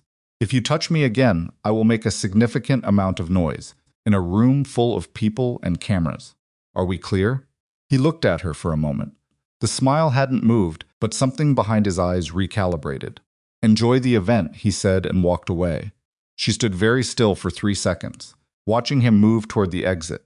Then she turned and walked not fast, not slow to the far side of the hall, where a group of volunteers were stacking folding chairs, and she stood near them, because standing near people felt better than standing alone.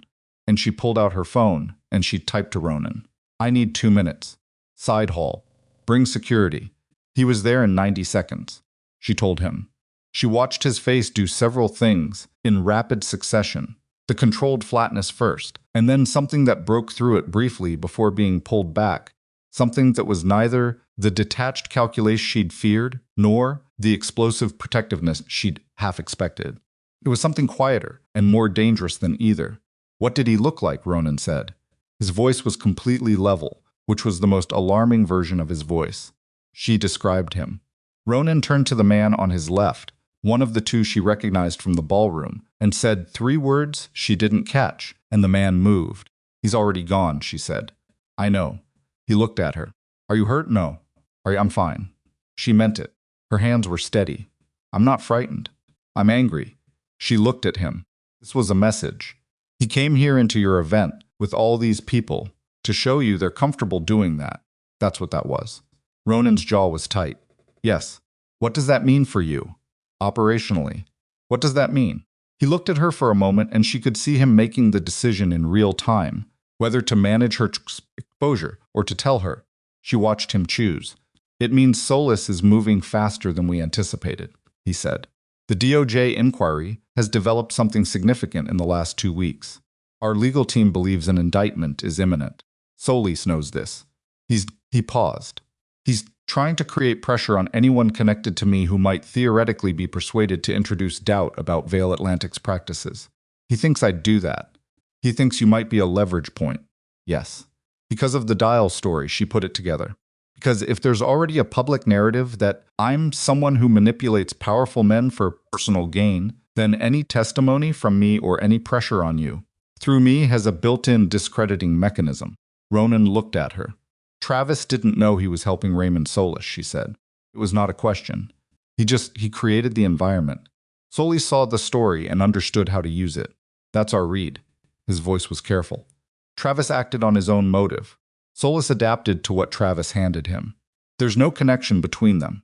She thought about Travis's voicemail. I was trying to protect you. She thought about the specific consequence of one act of small cruelty being picked up by something much larger and used for a purpose its author had never imagined. Okay, she said. Okay, what do we do? He studied her. The DOJ contact. My attorney is requesting an expedited meeting this week to share what we know about the escalating intimidation. That changes the calculus for Solis. He's trying to pressure people quietly. The DOJ knows he's doing it, it becomes evidence. He paused. But that's a legal process, and it takes time. Today, he looked back toward the main hall. Today, there are 300 people in that room who came here because they trust what this organization does. I'm not going to let today become about Solis. She looked at him. Then go back in there, she said. Nia, go back in there and do what you were doing. I'm going to go finish the pantry paperwork. I told the volunteers I'd complete before 3. We are not going to let a man who sent someone to grip my shoulder and imply threats ruin 300 people's afternoon. Ronan's expression shifted, not the almost smile she was used to, something fuller. You are... He stopped. Don't, she said. I wasn't going to say anything predictable. Good. She straightened her studio jacket. I'll see you at the program. She went back to the pantry. She sat with the 2 older volunteers, Darlene and Marguerite. She'd learned their names in the 2nd hour of working together, and she completed the labeling system and the volunteer instruction sheet and the photographic inventory that would let new people orient themselves without having to decode 11 years of organic accumulation. Darlene made coffee on a small machine in the corner, and gave her a cup without asking, and Marguerite told her about the neighborhood, as it had been 20 years ago and as it was now. And Nia listened with the particular quality of attention she gave to spaces that were trying to tell her their history. At 2:15, the program began in the main hall. She stood near the back. She had not planned to be visible. She was there to work, not to be seen. But the hall was full, and the available standing space put her toward the front left, where a camera on a tripod was positioned and where the lighting was good. Smokes. She had not heard him speak formally. Before had heard him at a coffee shop and at his office, and in her kitchen at midnight, all of which were registers she now recognized. This was different, not performed. She would have noticed if it were performed, but assembled. He spoke the way people speak, when they have had enough practice at something that the scaffolding has disappeared, and what's left is just the thing itself. He talked about what Vale Atlantic had been built to do. He talked about the employees, some of whom he named, and the families they were from, and the neighborhoods they were connected to. He talked about the event and the pantry, and the health workers, and the enrollment table, with the directness of someone who knew the work, rather than just its results. Then he stopped. He looked across the room. She could feel it before she understood it. The particular quality of being looked at by someone who knows where you are, even in a crowd, and has decided that now is the moment for something they've been holding. "I want to tell you about someone," he said. The room quieted in the way. Rooms quiet when a speaker changes register. 4 years ago, Ronan said, my sister's car broke down on a Connecticut highway in the middle of the night during a storm. She was alone, 20 years old. Her phone was almost dead. She sat in that car and watched car after car drive past her in the rain, and each one confirmed something she had already started to believe, that she wasn't worth stopping for. Complete silence. One car stopped. He didn't look at her. He looked at the room, and his voice stayed at the same level. Not dropping for drama, not swelling for effect. Just even. A woman got out of that car. She stood in the rain. She didn't try to get my sister to open her door. She just stood where my sister could see her and said she wasn't going anywhere. She called for help. She stayed until the tow truck came. She never gave her name. He paused. She treated a frightened young woman on a dark road like she was worth staying for. And then she drove away. Someone in the crowd shifted. Camera operator on Nia's left was very still. I spent 4 years looking for her, Ronan said. Because what she did for my sister, it wasn't dramatic. It didn't require anything exceptional. It required exactly one thing, the decision. In a moment when nobody was watching, and there was nothing to gain, to treat a stranger like she mattered. He looked across the room now, and this time, he found her. Her name is Nia Whitaker. She's here today, and she's been reorganizing our food pantry for the past 4 hours. And I want the record to be absolutely clear. I respected her before I knew her name, before I knew what she looked like, before I knew one thing about her life. I respected her because of who she was in a moment nobody saw. The applause started at the back and moved forward. Nia stood very still. She felt it land. Not the applause, not the words, something underneath both of those. The specific quality of being witnessed in a way she had spent her life not allowing herself to expect. She stood with her arms at her sides, and her studio jacket that smelled like the pantry, and her good boots, and she felt the applause moving toward her from the back of the room, and she thought clearly, without drama, as simply as a fact, that she did not need this. She had needed something. For a long time she had needed something. But it was not this, not the applause, not the public moment, not the validation of 300 people in a Newark community center. She needed to know it herself. And she did know it. She had known it somewhere on the Connecticut highway in the rain, when she had stood outside a stranger's car because the stranger was frightened and there was nobody else there. She had known it at the drafting table, at 2 a.m, with the pencil still moving. She had known it when the man with the wrong kind of grip had touched her shoulder, and she had stepped back without flinching and told him exactly where the line was. She had known it. The applause didn't create that. It just made it louder for a moment. She looked across the room at Ronan. He was looking back. After the program ended, after the room began its gradual migration toward the exits, and the volunteers began the cleanup, and the camera operator packed his equipment, and Darlene found her to say, the pantry looked better than it had in 11 years. After all of that, Raymond Solis's man came back. Not the man who had gripped her shoulder. A different one. She was in the parking lot, keys in hand, saying goodbye to Marguerite, when she saw him leaning against a car 2 rows over, not looking at her directly, but positioned with the deliberateness of someone who wanted to be in sightline. Older than the first man, better dressed. The kind of stillness that comes from being paid to be patient. She took out her phone. She took a photograph of him.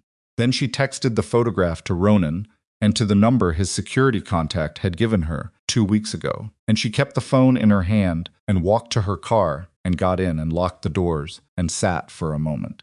Her hands were steady. Outside the car, the parking lot was busy families loading cars, volunteers carrying boxes, the ordinary physics of a large event ending. The man 2 rows over had not moved. Her phone buzzed. "Ronan's, I see him. Don't leave yet." She texted back, "Take your time." She sat in her car and waited. She was good at waiting. She had been waiting for things her entire life, waiting to be seen correctly, waiting for the year the jokes would stop, waiting to believe that the thing she felt in her chest when she stood in the rain on a Connecticut highway and decided to stay was actually worth something. She was good at waiting. The man 2 rows over eventually got into his car and drove away. Ronan's security team had photographed his license plate.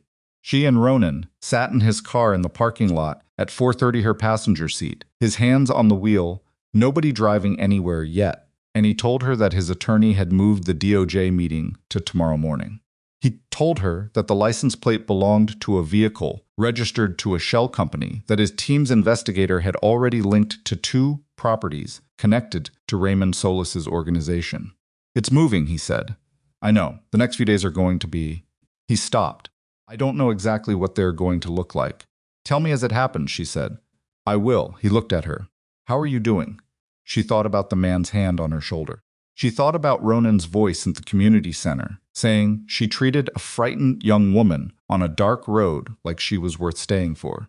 She thought about the applause she hadn't needed and the knowledge she'd already had, and the pantry that now had a system that would work for 11 more years, without anyone having to apologize for the chaos. "I'm doing okay," she said. And then, because they were past the point where okay was the full answer, "I'm doing better than okay," which surprises me. He looked at her for a moment. "It doesn't surprise me. I'm not being romantic," he said. "I mean specifically, you've had a very bad month, and you've handled every piece of it without losing what you actually are. That's not easy. It takes a long time for most people." He paused. "Some people never get there." She looked at her hands in her lap. "I had help." "Some," he said. "You're allowed to take credit for the help," she said. "Just not for the rest." "Understood." She opened the car door. The October air came in, cold in particular, the smell of a city in the afternoon. "Call me tomorrow after the DOJ meeting." "I will." She got out. She walked to her car. She drove home. She got back to her apartment at 6:15 and stood in the middle of her living room in her studio jacket and her good boots. And she let herself feel the full weight of the day, the pantry, Darlene and Marguerite, the reporter with the canned tomatoes box, the man's hand on her shoulder, Ronan's voice in the community center, the second man in the parking lot, the photograph she'd taken without her hands shaking, parking lot conversation with its specific texture of 2 people learning how to be honest with each other in real time. She felt all of it. Then she took off her boots and went to the kitchen and made herself an actual dinner. Not takeout, not crackers and whatever was in the refrigerator. Actual food. And she ate it at her kitchen table where the card had been sitting a month ago. Her phone had 17 unread notifications. She looked at them with the detached patience of someone deciding which fires were actually burning. 3 from family members she would get to when she was ready. 2 from journalists she would not respond to. 4 from Sienna, who had apparently been following the day's events with the intensity of someone invested in the outcome, culminating in a voice memo Nia would listen to in a minute. Several news alerts. Sumyon had aggregated Ronan's speech from the community center, and it was getting traction in a way the Dial story had not anticipated. The algorithm preferring a billionaire saying something been genuine over a gossip site saying something calculated. She set the phone down. She listened to Sienna's voice memo. It was 2 minutes and 40 seconds of Sienna being exactly herself. She'd seen a clip of the speech. She was crying.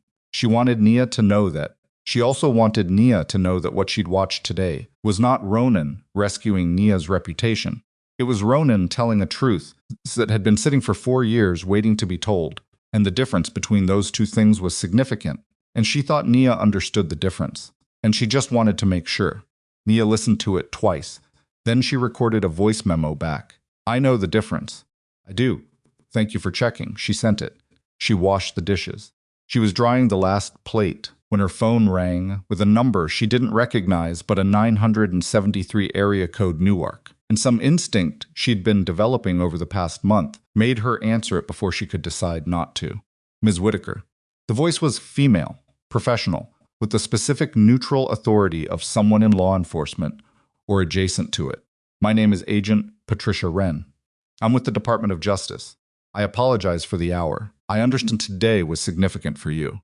I was hoping you might be available tomorrow morning, separately from your Mr. Vale's scheduled meeting. There are some things we'd like to discuss with you directly. Nia set the plate down on the drying rack.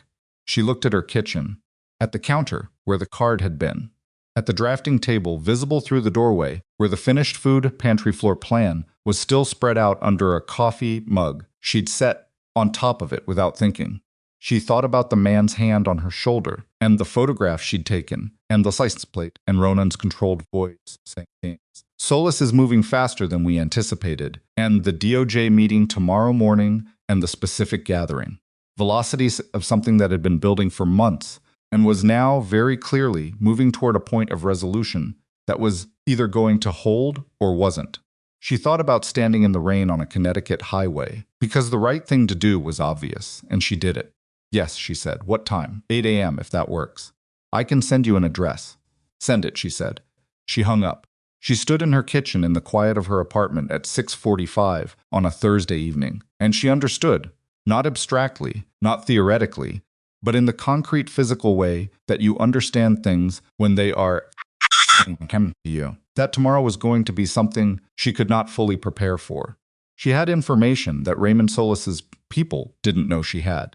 She had a photograph and a license plate, and the memory of a hand on her shoulder and a phone call in the night, and 33 years of practice at being underestimated in rooms where decisions were being made about her without her. She had also, she was beginning to understand, something that was harder to quantify and more important than any of that. She knew who she was. She had known it on a highway in the rain. She had spent 4 years not knowing she knew it. And now, standing in her kitchen with a DOJ agent's address appearing on her phone, and Ronan Vale's voice still somewhere in her ear, saying she treated a frightened young woman like she was worth staying for. She felt the specific, particular, hard-edged solidity of a woman who has finally stopped arguing with herself about. The address Agent Wren had sent was a federal building on Broad Street in Newark, 9 floors up, with windows that looked out over a city that was just beginning to gray into morning when Nia arrived at 7:53. She had slept 5 hours, not well, but fully. The kind of sleep that comes when your body has finally accepted that tomorrow is going to arrive regardless of how prepared you are, and decides to give you something rather than nothing. She woke at 5:45, made coffee, sat with it for 20 minutes without her phone, and then got dressed in the deliberate way she had been dressing, since all of this began clothes that were hers, that fit the life she actually lived, that made no apologies and no claims. Navy trousers, a white blouse she'd had for 4 years and still liked, her good coat, the same boots. She signed in at the security desk at 7:54 and was escorted to a conference room that smelled like institutional coffee and the specific neutrality of rooms where significant conversations happened regularly enough, that the walls had given up being surprised by them. Agent Patricia Wren was already there, early 50s, compact, with the kind of face that had made peace with revealing nothing accidentally. She stood when Nia entered and shook her hand with the brisk directness of someone who had a specific amount of time and intended to use it precisely. There was another person in the room, a man, younger, who introduced himself as Agent Darren Howell, and then sat to the side in the way of someone whose job in this particular meeting was to observe rather than conduct. "Thank you for coming, Ms. Whitaker," Wren said. "I know this is early, and I know yesterday was a long day for you." "It was," Nia said. "What do you need from me?" Wren appreciated that. She could tell the directness of it. People who spent their professional lives talking to people who were trying to control how much they revealed developed a specific appreciation for someone who came in with their hands open. We've been investigating Raymond Solis and his associated organizations for approximately 3 years, Wren said. We're at a stage in that investigation where certain things are moving quickly. What happened yesterday at the Vale Atlantic event, the individual who made contact with you, we had him under surveillance. We know who he is. What we need from you, if you're willing, is a formal statement about that contact and about the phone call you received 2 weeks ago. You knew about the phone call. We've been monitoring communications connected to Solis's network for 8 months. Wren looked at her steadily. We know about the dial story. We know about the source of that story. We know about the email account. Nia sat with this for a moment. How long have you known about Travis? 2 weeks after the story ran. Wren paused. I want to be clear, Travis Whitaker is not a target of our investigation. He has no connection to Solis. He acted independently, and Solis's people identified and exploited what he created. That distinction matters legally. It matters in other ways too, Nia said. I imagine it does. Wren opened a folder. Will you give us a statement? Yes, Nia said, but I want to understand something first. She looked at Wren directly. Why separately from Ronan? Why did you want to meet me before his scheduled meeting this morning? Wren was quiet for a moment, the kind of quiet that is not evasion, but genuine consideration. Because your value to this process is entirely independent of your relationship with Mr. Vale. You are a witness to direct intimidation. Your account stands on its own. We didn't want you sitting in a room where you might defer to him or where his presence might consciously shape what you chose to say. She paused. Also, frankly, we wanted to assess whether you understood what you were dealing with. And I think you do, Wren said. They spent 2 hours going through it, the phone call, the specific words used, the voice, the time, everything she'd registered. The man at the community center, the grip on her shoulder, what he'd said, and how he'd said it. The second man in the parking lot, the photograph she'd taken, the fact that her hands had been steady when she took it. Wren asked precise questions, and Nia answered them precisely. And Agent Howell made notes in the unhurried way of someone who was writing down not just the content, but the manner of its delivery. At one point, Wren asked, "Were you frightened?" Nia considered this honestly. Not in the moment after yes. In my car, driving home. The adrenaline found somewhere to go. She paused. But I didn't let it move me while it was happening. I knew what the contact was designed to do, and I decided it wasn't going to do that. Wren looked at her for a moment with something that was not quite professional neutrality. All right, she said. When they finished, Wren walked her to the elevator herself, which Nia understood was not standard procedure and was a small gesture of something. Ms. Whitaker, Wren said at the elevator, I've done this work for 22 years. I've talked to a lot of people who found themselves adjacent to investigations like this one, through no action of their own. She looked at her with the directness she had maintained throughout the entire meeting. Most of them spend the conversation trying to figure out how to get out of the way. You spend it trying to figure out how to be useful. A pause. That's not common. The elevator opened. Thank you, Agent Wren, Niesa said. She rode down alone and stood in the lobby for a moment, and then walked out onto Broad Street into the October morning and called Ronan. He answered before the second ring. How are you? Fine. Good, actually. She started walking in the direction of the parking structure. They were thorough. I gave them everything. I know. Wren texted my attorney. A pause. Are you angry that I didn't tell you about the separate meeting? She had thought about this in the elevator. No. I think they were right to do it that way. Another pause. Are you on your way there? Now, 15 minutes out. His voice had the focused quality she recognized from the nights when things were moving fast. Nia, there are things that are going to happen today and over the next few days that I can't fully predict. The investigation is, he stopped. It's at a point where the outcome is real, but the shape of it isn't clear yet. Tell me when you know things, I will. Go to your meeting, she said. She drove home. She did not hear from him until that evening at 6:12, when he called and said threats words before anything else, they have enough. She sat down on her couch. The indictment is moving forward, he said. Today's meeting, our legal team shared the surveillance documentation, the intimidation incidents, the communications analysis. It added to an existing structure that was already close to complete. His voice had the specific quality of someone who has been holding something very tightly for a very long time and has just been permitted to set it down. It's not over. The process takes time. But the trajectory is exhaled. It's clear. What does that mean for you? For the company? It means the pressure that's been building for 4 years starts to decompress. He paused. Slowly. Not all at once. There will be coverage, depositions, the legal process. It's not going to disappear quietly. Another pause. But the thing I've been most afraid of, the idea that Solis could effectively destabilize Vale Atlantic by creating enough uncertainty around our practices. That's off the table. The DOJ's posture going forward makes it clear whose conduct is actually under scrutiny. She absorbed this. The couch was familiar under her. The lamp on the side table casting the particular warm light of her apartment at evening.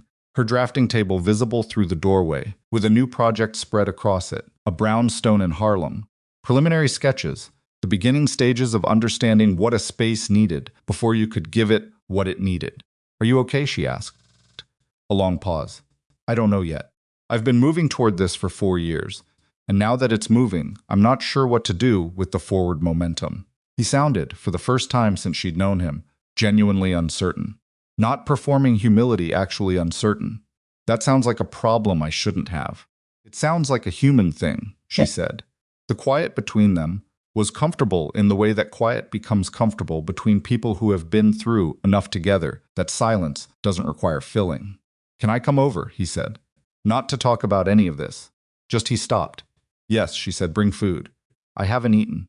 He brought Thai food from a place in his neighborhood that was, objectively, significantly better than anything available near her apartment, and they ate at her kitchen table and talked about almost nothing consequential. Sienna's thesis defense date, a neighborhood in Newark where Vale Atlantic was considering a facility expansion, the brownstone in Harlem, and what the prelim sketches were telling her about what the clients actually wanted, as distinct from what they'd asked for.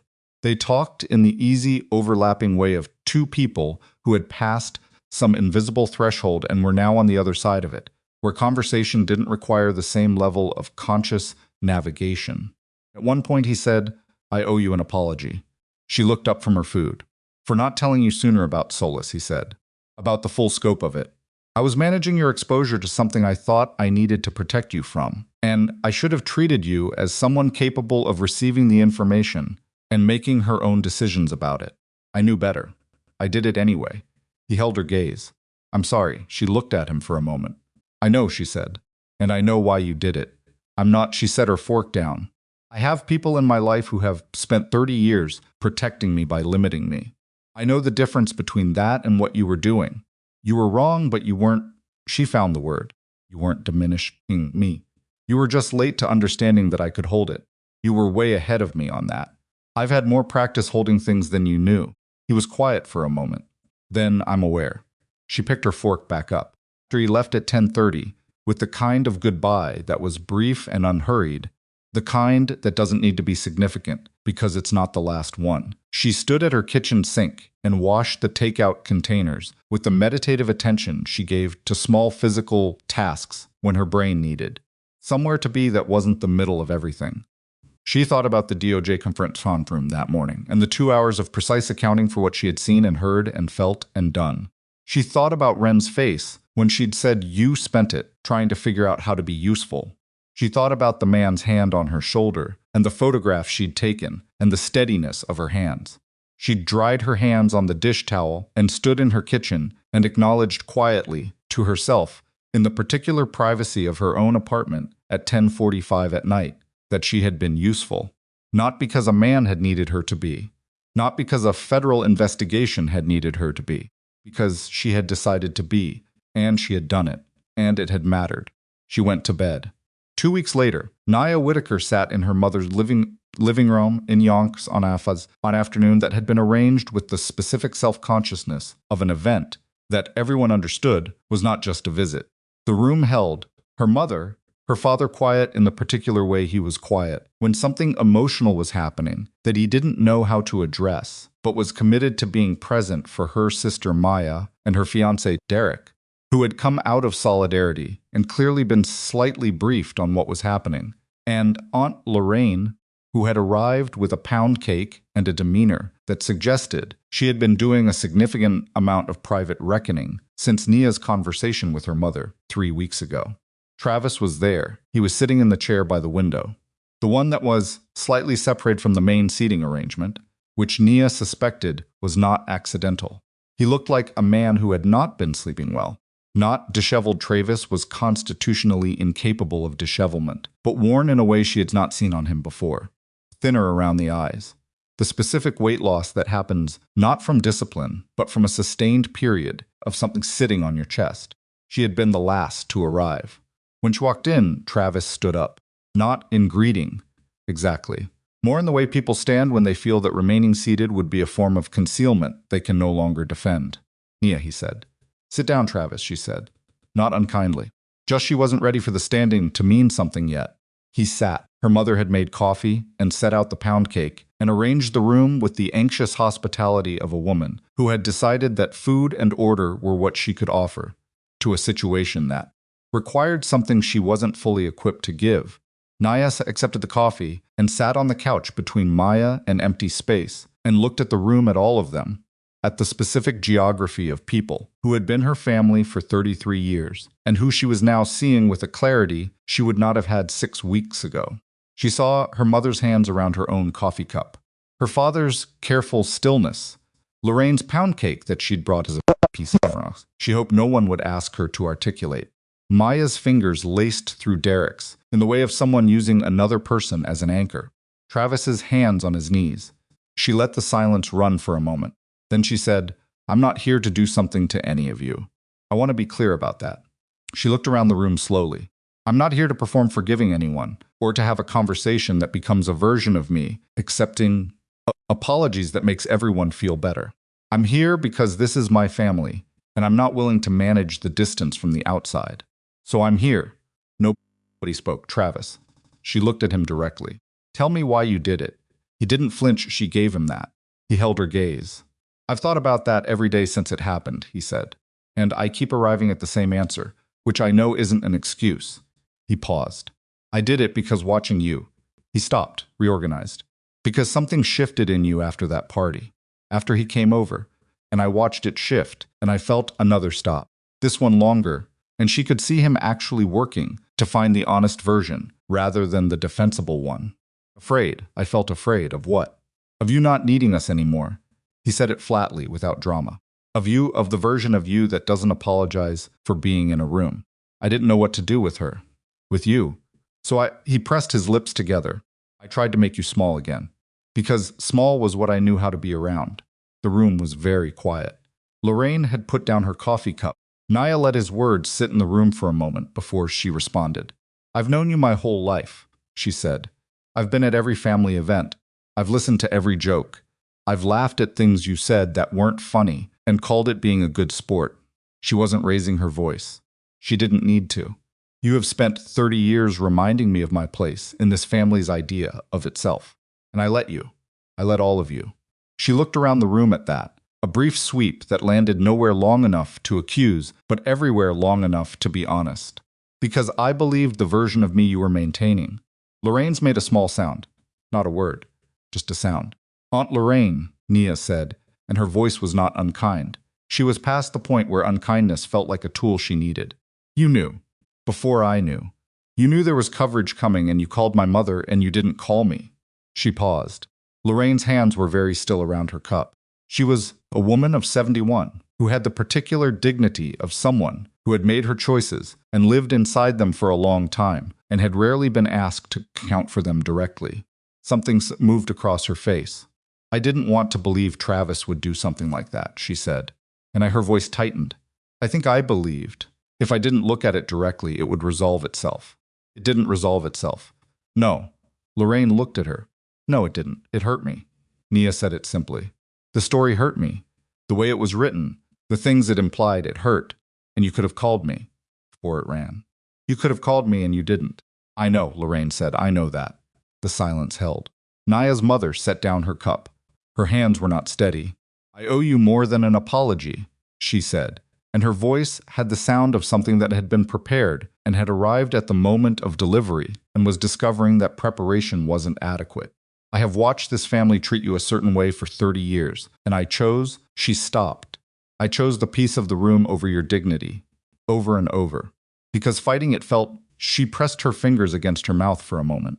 Because fighting it was hard, and you always seemed to absorb it so well. I didn't absorb it, Nia said. I performed absorbing it. There's a difference, and I need you to understand that. Her mother's eyes were wet. What I performed, Nia said, was someone who didn't feel it. But I felt all of it. Every joke. Every comment about my weight. Every time someone looked at me and Ronan together, like the math didn't add up. She paused. I felt all of it. I just got very good at not letting you see that I did. Her father said quietly from his chair, Nia, just her name. She looked at him. He was a man who expressed himself primarily through action, through being present, through fixing things, through showing up, and he was sitting in his chair with his hands on his knees, and the expression of someone who understood that in this particular moment, none of those tools were available to him, and he was trying to find something that was, I should have said something, he said, a long time ago.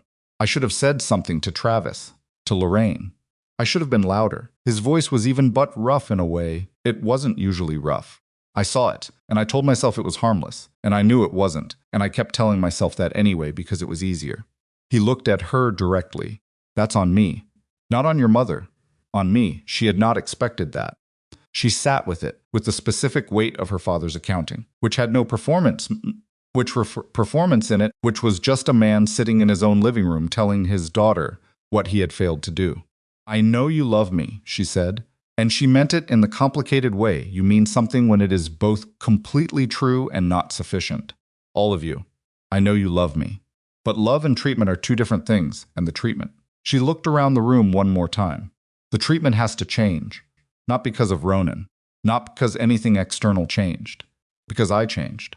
Because I finally stopped believing the version of me this family has been keeping. Maya was crying quietly beside her. And I don't want to be in a family that needs me to be small, Nia said. I don't want to come to Christmas and sit at the table waiting for the comment about my body or my relationship status or whatever I've failed to resolve by everyone else's accounting. I'm done with that. If that's the table, I won't be at it. She paused. But I don't think it has to be that table. I think people can change the way they treat each other if they decide to. I'm here because I believe that. I'm only here because I believe that. The room held what she had said. Travis hadn't moved from his chair. What do you need from me? He said finally. His voice was different from any version of his voice she could remember. Not performing, not managing. Just asking. I need you to understand that what you did had consequences you didn't intend and couldn't control, she said. The dial story was picked up by people with interests you knew nothing about. People who used what you created to try to intimidate me and pressure Ronan. You didn't know that was going to happen. But you need to know that it did. His face went still. What people, he said. She told him. Not everything. Not the federal investigation details. Those weren't hers to give, but the man in the parking lot. The hand on her shoulder. The anonymous phone call. She told him what the dial story had become. In hands he'd never anticipated. Travis had gone pale. Nia, he leaned forward. I would never have. I know you didn't intend that, she said. This is what I need you to understand about the particular kind of damage that comes from taking aim at someone you're supposed to protect. You can't control where it goes after you release it. She held his gaze. You handed something to the world that was designed to hurt me. The world used it. He sat back. The silence in the room was the kind that comes after something has been said that can't be unsaid and doesn't need to be. The kind that asks to simply be sat in until its full weight has been acknowledged. Nia picked up her coffee. It had gone cold. She drank it anyway. Maya reached over and took her hand. They stayed like that for a while, her sister's hand in hers, the pound cake on the coffee table, the autumn light coming in through the Yonkers windows, the way autumn light always came through those windows. At the particular angle she had known, since she was a child sitting in this room, feeling like the space she occupied was slightly wrong. She did not feel wrong in the space today. She felt like herself. That was new. Not the feeling itself. She had felt like herself in certain moments all her life. In her studio, at her drafting table, standing in the rain on a Connecticut highway. But in this room, in this particular arrangement of family and history and accumulated weight, She had never felt like herself. She had always felt like the version of herself assembled for the room. Today she was just Nia. The afternoon ended the way afternoons with families end when something real has been attempted. Not with resolution, exactly. Because resolution takes more time than one Saturday afternoon in Yonkers, but with something that had shifted into a new position and would require everyone to relate to that new position going forward. Her father walked her to her car. He was quiet the whole way, and at the car he put his hand on her shoulder, the same place the other man had put his hand, but entirely different. Everything different, and he said, "I'm proud of you." She looked at him. For a long time, he said. She put her arms around him, briefly, and he held on in the particular way. Fathers hold on when they're trying to put 30 years of inadequate protection into a single moment, which is impossible, but which she received anyway, because it was what he had. "Come to dinner next Sunday," she said when she stepped back. "Just you and Mom, I'll cook." His face changed. "Okay," he said. She drove home. 3 days later, Raymond Solis was indicted on 17 counts by a federal grand jury, the scope of which was reported in 3 major newspapers and approximately 47 local and national digital outlets over the following 48 hours. Vale Atlantic was mentioned in the coverage as a company whose refusal to partner with Solis's operations had been cited in the investigation's documentation. Ronan's name appeared alongside language, like cooperating witness and exemplary business conduct that was, if anything, too clean. The reality was more complicated and more interesting, as realities always are. But the shape of the public story was not inaccurate. The Dial ran a 3-paragraph follow-up that did not apologize and did not acknowledge the original story's implications, but quietly removed the photographs. Nobody from the Whitaker family was named in any coverage. Nia read the indictment coverage at her kitchen table, with her morning coffee on a Thursday in late October, and she felt something she might have expected to feel more dramatically relief, vindication, the satisfaction of a conclusion, but which arrived instead as a quiet settling. Like a building whose foundation had been stabilizing for months, finally reaching its structure had been designed for. She texted Ronan, saw the news. He called immediately. "How are you feeling?" "Like it's over," she said. "Is it over?" "The Solis piece is," he said. "The legal process will continue for a long time. But the pressure, the thing that was pointed at us, it's over." A pause. "Are you at the studio?" "Home. I'm working from home today." She looked at the Harlem brownstone sketches on her table. "The clients want to meet Friday. I'm trying to finalize the primary concept." "What's the problem?" "It's not a problem exactly. It's the space is telling me something about what it needs, and the clients are telling me something about what they want, and those two things are adjacent but not identical." She looked at the sketches. "I need to find the thing that's true for both." He was quiet for a moment. "That sounds like most of what's hard in life." "It does," she said. They spoke for a while, longer about nothing significant, about the specific texture of a Thursday morning when something large had resolved, and the day was still an ordinary day. When they hung up, she sat for a moment, and then she picked up her pencil and went back to the brownstone. The Harlem clients were a couple in their early 40s, Marcus and Diane, with 2 teenagers and a grandmother who was moving in. The space was a 4-story brownstone that had good bones and decades of accumulated decisions that didn't quite add up. The spaces accumulate when people have lived in them, responsively rather than intentionally. What Marcus and Diane said they wanted was a home that felt modern and functional. What the space said it needed was to be treated like what it was, an old, dignified structure that had been here before any of them and would be here after, and which deserved to have its history acknowledged rather than concealed. Those two things were not incompatible. They just required care. She worked through the morning and into the afternoon, and at some point she stopped being aware of time, the way she stopped being aware of time when she was properly inside a problem. And when she looked up at the window, the light had moved to the particular low angle of October afternoons, everything golden, and a little cold-looking through the glass. Her phone had a text from Sienna that said, "I passed my thesis defense. Not perfectly, my committee had notes, but I passed." She typed back, "Notes mean they engaged with it. Congratulations." "Sienna, that's a very generous interpretation." "Nia, it's the accurate one." "Sienna," Ronan cried. He won't admit it, but he had a moment. Nia smiled at her phone. Tell him I know. Sienna already did. He said you're both wrong, and he had something in his eye. She set the phone down and looked at the brownstone sketches and felt something she recognized as happiness. Not the dramatic version, not the version that announces itself. The ordinary, durable version that lives in small, true things. She thought about the Maine coastline.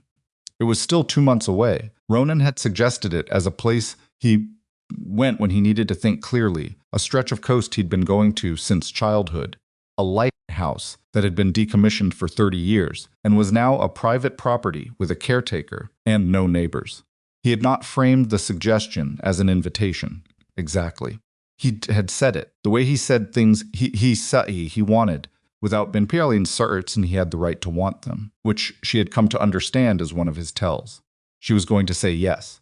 She already knew she was going to say yes, but she was going to let him ask it properly, because some things earned their moment. She called Maya that evening. "How are you doing?" Maya asked, and there was a new quality in the question, not the careful quality of the past month, when every question had carried the weight of everything else, but something lighter. Question of someone who had seen their sister handle something significant and had updated their expectations accordingly. "Bet." "Good," Nia said. "Actually good." "The indictments." "Yes." She was on her couch, feet tucked under her, the lamp on. "It's not just that. She tried to find the right way to say it.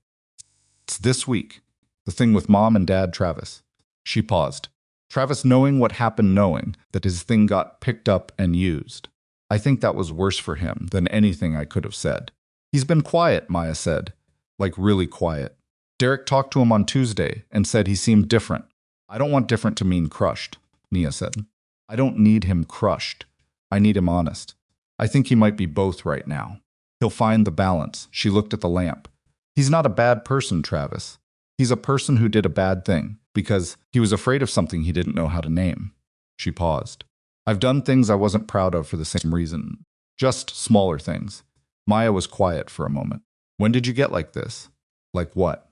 "Like a small sound that might have been a laugh. Like someone who thinks about things clearly." "I've always been like this," Nia said. "I just spent a long time not doing it out loud." After they hung up, she sat in her living room, and the apartment was quiet in the way it was quiet on evenings when the city had settled into its nighttime register and the building's small sounds were all she could hear. She looked at the space she'd lived in for 6 years, the walls, the lamp, the drafting table, the particular arrangement of a life she had built out of the material of herself when nobody was looking. She had never redesigned her own apartment. She had designed it by living in it organically, responsively, the way clients lived in spaces before they understood what the spaces needed. She looked at it now with the particular eye she turned on other people's spaces, and what she saw was a place that had been loved honestly, that showed the marks of a life fully inhabited, and it was right. It was hers.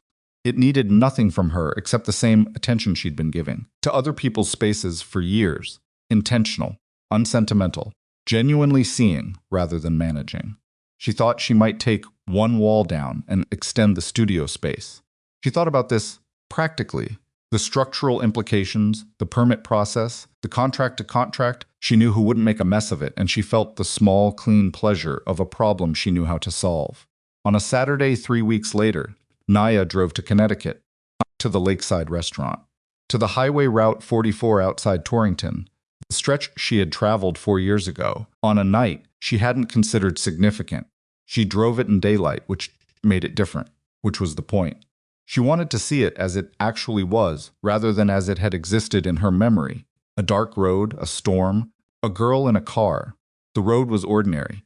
Trees on both sides, their leaves mostly gone now. The sky the flat gray of late November. A shoulder wide enough to pull over. A stretch of highway that was isolated but not so desolate. The kind of place where a car with hazard lights would be visible from a distance. She pulled over. She sat in the car with the engine off and the hazard lights on, and she looked at the road in front of her, and she thought about the woman who had driven this stretch 4 years ago, tired, probably hungry, headed home from wherever she'd been, who had seen a car stopped on the shoulder and had done a quick unconscious calculation and had not driven past. She had not thought about herself in that calculation. That was the thing. She had not thought, am I the right person to stop? Do I look like someone who should stop? She had thought, There is a person who might need help. That had been enough. She sat on the shoulder of Route 44 for 10 minutes, with the hazard lights blinking and the November sky doing what November skies do, and she let herself fully receive the thing she'd been circling for months, that her worth had not been created by Ronan finding her. It had not been created by the applause in the Newark Community Center, or the DOJ conference room, or her father's hands on her shoulders in the Yonkers driveway. It had been here, it had been on this road, on this shoulder, in this specific moment, 4 years ago, when she had stopped for a frightened person, because stopping was the obvious thing to do. She had known who she was in that moment. Everything since had been the long, difficult project of catching up to that knowledge. She started the car. She drove home. Ronan asked her to Maine on a Sunday evening in December in her kitchen while she was making coffee, and he was sitting at the table with his coat still on because he'd arrived 10 minutes ago and hadn't fully settled yet. He didn't make a production of it. He said, "I want to take you to the coast, the lighthouse property. I'd like you to see it." A pause. "I'd like to be there with you." She poured the coffee. She put his cup in front of him. She sat down across the table and looked at him, at this man who had spent 4 years looking for her, who had shown up in a ballroom and been honest in a coffee shop, and told her about solace at midnight, and sat next to her in a parking lot in Newark while she understood what she was walking into, and she thought about all of it, all the specific weight of the past 3 months, and the 4 years before that, and the 33 years before that. "When?" she said. "Whenever you want." "February," she said. "After the Harlem project concludes. I want to be done with the installation." He looked at her. "Okay, I'll drive part of the way." "Of course. And if it's terrible, I'm not pretending it isn't." Something moved across his face, the fuller version of the almost smile, the one she'd been collecting evidence of for 3 months. "Maine in February is objectively terrible," he said. "That's half the point." "What's the other half?" He looked at her across the table. "You," he said. Simple, not performed. The way he said things that were true. Picked up her coffee. "Okay," she said.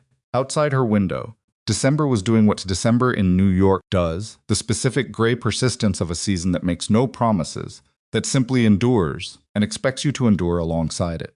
She had always liked December in the city for exactly that reason. There was no pretense in it, just the cold and the dark and the particular kind of presence required to be fully in it without waiting for it to be something else. She was in it. She was not waiting. The Harlem Brownstone project concluded on a Friday in late January, and on the day the installation finished. The last piece placed, the grandmother's room arranged exactly as the structural logic of the space suggested, and as Diane had understood immediately when Nia showed her the plan. Marcus shook her hand, and Diane hugged her, and the grandmother, whose name was Evelyn, and who had been skeptical of the whole process, walked through her new room twice, and then stood in the doorway and said, "It's right," and nothing else. That was enough. On the drive home, Nia thought about the space, about what it had needed and what it had gotten, about the way good design was not the imposition of a vision, but the careful act of listening to what was already there, the bones, the light, the history, and finding the arrangement that let all of it be fully itself. She thought about how long she had applied that care to other people's spaces. She thought about how long it had taken her to apply it to herself. She went home and packed for Maine.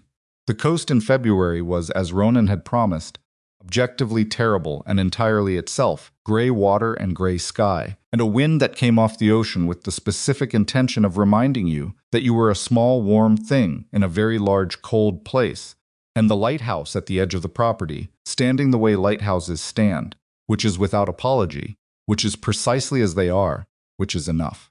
They arrived in the late afternoon, and the light was already going. She stood on the rocks above the water and looked at the Atlantic, and felt the cold move through her coat, and thought, yes. Ronan stood beside her, not ahead of her, not carrying her, beside her, exactly where she had chosen him to be. He took her hands in both of his, not the gesture of a proposal, not yet, just the gesture of a man who wanted to be holding the hands of the person beside him on a piece of Maine coastline in February with the wind doing what the wind was doing. "What are you thinking?" he said. She looked at the water. "That I would have stopped on that highway again," she said. "Knowing everything it led to all of it, the hard parts too. I would have stopped again." He was quiet. "Because it was the right thing to do," she said. not because of where it led, just because it was the right thing to do. He turned to look at her. She looked back at him, at his face in the February light, at the man who had understood something about her before he knew her name, who had brought her to this coast, not to give her something, but to stand beside her while she had it. "Yeah," he said. "I know." The wind came off the water, and she did not lean into it, and she did not lean away from it. And the lighthouse stood behind them, in the dark, exactly as it had always stood. And below them the Atlantic moved in the particular way the Atlantic moves, without caring whether you were watching, without requiring your attention to be extraordinary, simply being entirely and completely what it was. She was Nia Whitaker, 33 years old, an interior designer who understood spaces, who had stood in the rain for a stranger, who had smiled through things that weren't funny for 30 years, and who had finally, on a bar stool at her sister's engagement party, with a cream-colored card in her hand, begun the long and non-linear work of stopping. She was not finished. You never finish. But she was further along than she had been, and the man beside her, this particular imperfect, careful man, was not the reason for that. He was the company she had chosen for the road. She tightened her fingers around his. They stood on the coast and watched the Atlantic do what it had been doing for longer than either of them could imagine, and neither of them spoke, because there was nothing left that needed saying, and the silence between them was the good kind, the kind that doesn't need to be filled, because it is already full.